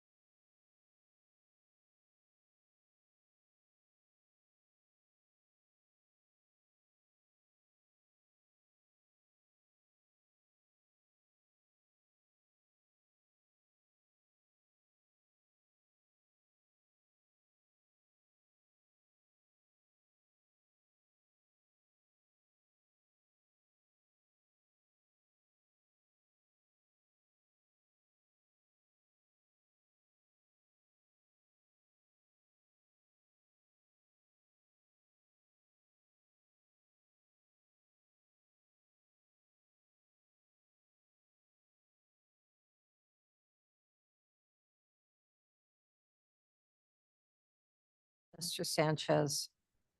Hopefully we'll be able to come back in. All right, I'm let's with you. finish this one up, please. May I have a motion, a second to vote on settlement of approval in case number 24 Already got the motion second on that. settlement? We postponed it to come back for the vote. No. Give us an mm, explanation. That's the same. one. No. Do This the- is resolution 25-334. No, we haven't. This is the other. 24 thing, is sir. county government. So may I please have a motion and a second to vote on settlement approval in the case of 24 WC 022-526 in the amount of $99,924.83. Roth will make the motion. Roth, second, Allen, please. second. Okay, thank you, Ms. Garcia. Garcia seconds. Roll call, please. Allen, Aye. Arroyo, Bates. This, We are voting on open Number 12 session on the number agenda. 12A. thank you. Yes, thank you. Berman, Yes. thank you. Doherty? Mr. Doherty. Doherty? I'm Doherty, sorry. I'm sorry, I keep talking over you. Go ahead. Doherty saying yes. Thank you. All right, Garcia, Garcia, yes. Gripe, Right, yes. yes. Gums, Iqbal, Iqbal, yes. Juby, QBI. Caius, Yes. Leonard, Leonard, yes. Lewis, Linder, Linder, yes. Melina, Paulina, yes. Genesis, Genesis, yes. Roth, Roth, yes. Ches, Sanchez, yes. Strathman, Carver, Carver, yes. Seppi, Steffi, yes. Yes. Young. That passes. Okay, very good. So let's go back to our other item now. May I have a motion and a second to discuss and potentially pass item number, resolution 25-333? Bates moves. You're already Alan. moved. You already did. Yeah, we Or we have a motion and a second to that. Yes. That was Garcia before. And who else? Gripe. Gripe. Okay. If there's no discussion on this item, clerk call the roll. Allen, Allen, aye. Arroyo, Bates. Bates, yes. Berman, Aye. I'm sorry. Yes. Berman, Doherty, Doherty, yes. thank you. Garcia, Garcia, yes. Gripe, Right, yes. Gums, Yes. Iqbal, Iqbal, yes. Juby, QBI. Caius, Yes. Leonard, Leonard, yes. Lewis, Linder, Linder, yes. Melina, Paulina, yes. Genesis, yes. thank you. Roth, Roth, yes. Sanchez, Sanchez, yes. Strathman, Yes. Carver, Carver, yes. Seppi, Steffi, yes. Williams, Yes. Young, Yes. and Mr. Berman, did you want to vote? Said pass. Berman, pass. President. Okay. God bless you. All right, it passes. I think, Mr. Williams, you have an item. Thank you, Madam Chair. The next item for your consideration is zoning petition number TMP 25979. Petitioner is Anamite Solar LLC. This can be found at commencing at page 847 of your packet. The location of the property is in Plato Township, approximately half mile west of Nestler Road, north of the railroad tracks. The proposed use is a special use in the F farming zoning district to allow for the development of a commercial solar energy facility. The 2040 plan identifies the property as resource management. There was one, I believe, objector to the project. The zoning board of appeals recommended approval with the project with its normal stipulations. The development committee recommended approval with the stipulations suggested by staff. There is a representative of the petitioner here. At this point in time, I would invite, actually, Mr. Van Kerkhoff, do you want to speak to the project before we invite the petitioner up? Is Natalie here? She's left. Hello, Mark Van Kerkhoff. Natalie is upstairs. She's available if needed. We're here to answer any questions on this one if you want to. We should turn it over to the petitioner to make a very brief presentation.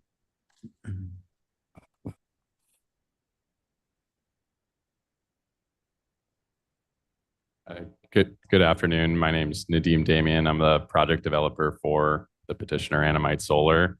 I did not have a presentation. I'm just here to answer any questions, should there be any. Thank you.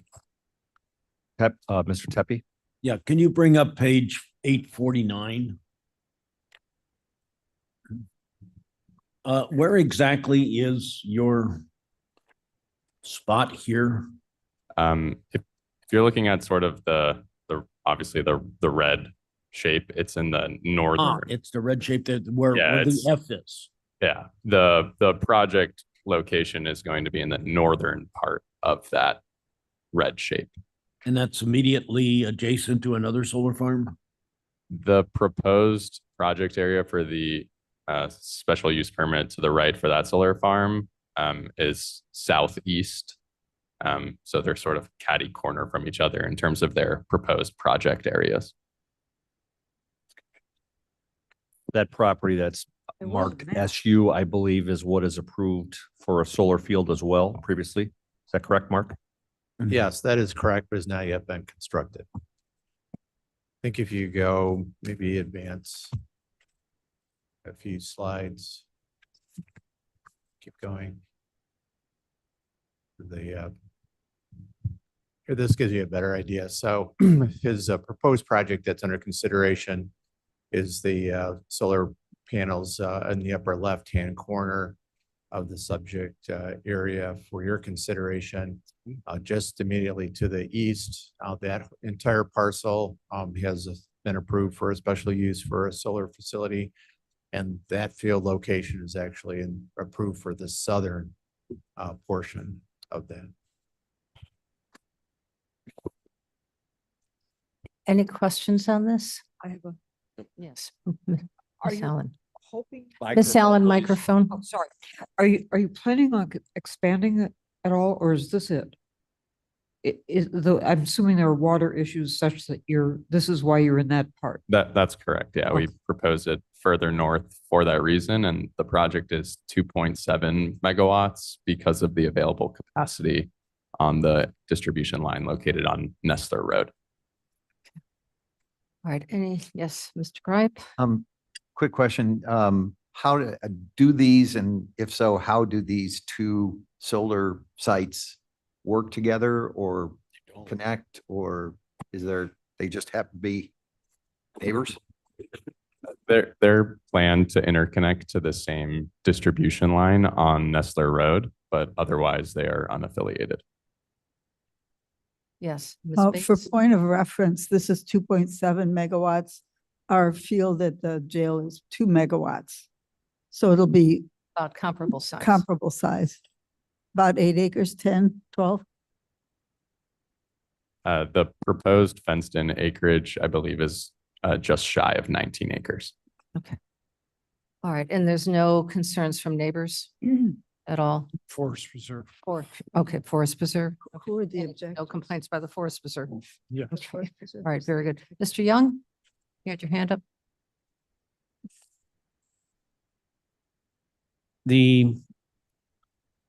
On page 856, is that page 856 right here, Blair? Okay. Oh, yeah, there's 856. So we have no neighbors around here. I mean, it looks like there's no homes around this property. Is that correct? The closest residences, I believe there's another slide in the packet that shows it more accurately. They're about 950 feet to the west.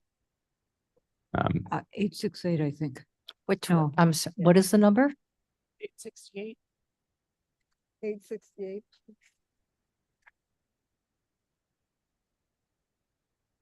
Yeah, I think there's even another slide that shows the distance measured, but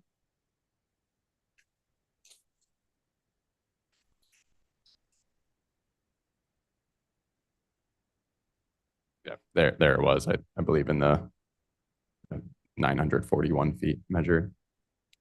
And Madam Chair, there will be landscaping along the westerly property line to screen any visual impact from the development.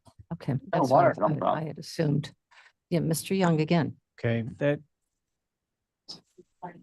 and Mr. Frank mentioned this at the last time we did this. And the fact that I'd like to know what kind of screening will be available. And the reason why I'm bringing this up is that there is a new solar facility that went up right down on my street on Muirhead Road. And it literally sits just 50 feet off the road. And all they're going to do is maybe put wildflowers in front of it.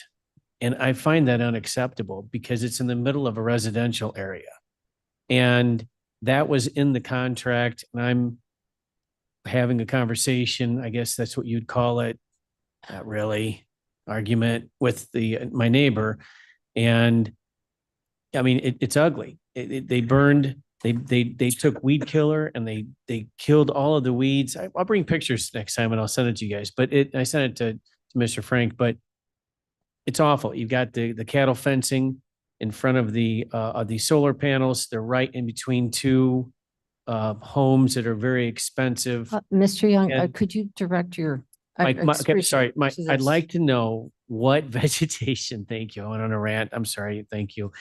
I'd like to know what kind of vegetation is going to be put in here, and if it is going to be just wildflowers, I'd like to change or make an amendment to that so that it's at least 5-foot mature pine trees or something like that, so it can be blocked from the residents. Mr. Van Kerkhoff, can you respond to that? Or- I can actually respond, Okay. Dave. It's evergreen landscaping. It's not wildflowers, it's actual trees. Oh, It's on 56.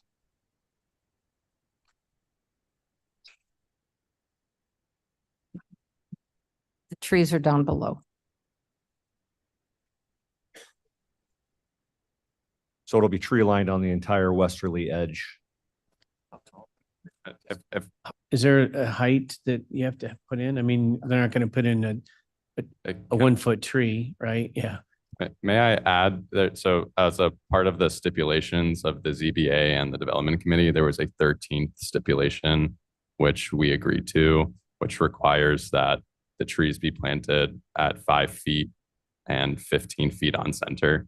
So not only in accordance with the Kane County ordinance, which requires a continuous line of evergreen trees, but we committed to that standard of height due to those conversations we had with the neighbors in that subdivision that's 950 feet to the west to mitigate any concerns similar to the ones that you expressed here today. That's correct. They're exceeding our standards, and our standards are under review in the Development Committee right now. We anticipate making some changes to what our minimum requirements are, but they are exceeding what those minimum requirements are. Make them retroactive. So that's a different issue, but it was a firm of request. We could try. All right, are there any other questions on this? Hearing none, we need a motion. I'll move. Okay, thank you both. All right. Let's call the roll. Ellen. Ellen, aye. Arroyo. Bates. Bates, yes. Berman. And Berman, Are you voting yes or no? Yes. Thank you. Doherty? yeah. Thank you. Garcia? Yes. Right. Right, yes. Combs? Yes. Iqbal? Iqbal, yes. Juby? Aye. Caius? That's yes. Leonard? Yes. Wis? Yes. Linder? Linder, yes. Molina? Molina, yes. Penisys? Genesis, yes. Roth? Sanchez? Sanchez, yes. Tarver? Tarver, yes. Tepe? Tepe, yes. Williams? Yes. Young? That passes. All right, that concludes our resolutions. Is there any new or unfinished business? Yes. Chair, just an apology on my part. Looking at resolutions 25-315, I meant to pull that. I just want to recognize the effort of John R. Carr, who was an employee here. And we're adding a placement marker for him in recognition. And I just really wanted to make that clear. Okay, thank you very much. Mr. Roth? It's not on the agenda, but in executive session, we had a discussion regarding the strategic plan. And some of the discussion was how much have we spent? Executive committee. not Committee, I session. mean, sorry. Sorry. It's been a long day. One of the discussions came up and I'm not seeing, should we reverse the decision? We found out how much it was spent. And there's nowhere that we came out of that with bringing that back up for discussion at whatever committee. I'm not can't do it today. Mister, I don't mean to interrupt you. I asked the executive committee if, and going forward with finance, if anyone would like to bring together a resolution to do that. Was passed by resolution. It has to be amended by resolution. That meeting that was not occurring. This is moving forward. It needs to be move forward unless there is a resolution that is presented to the board for full discussion and a vote. Well, taken. and that's why I'm asking the question. Okay, yes. No one brought forth or asked for a resolution to reconsider the strategic plan, so therefore it didn't come up.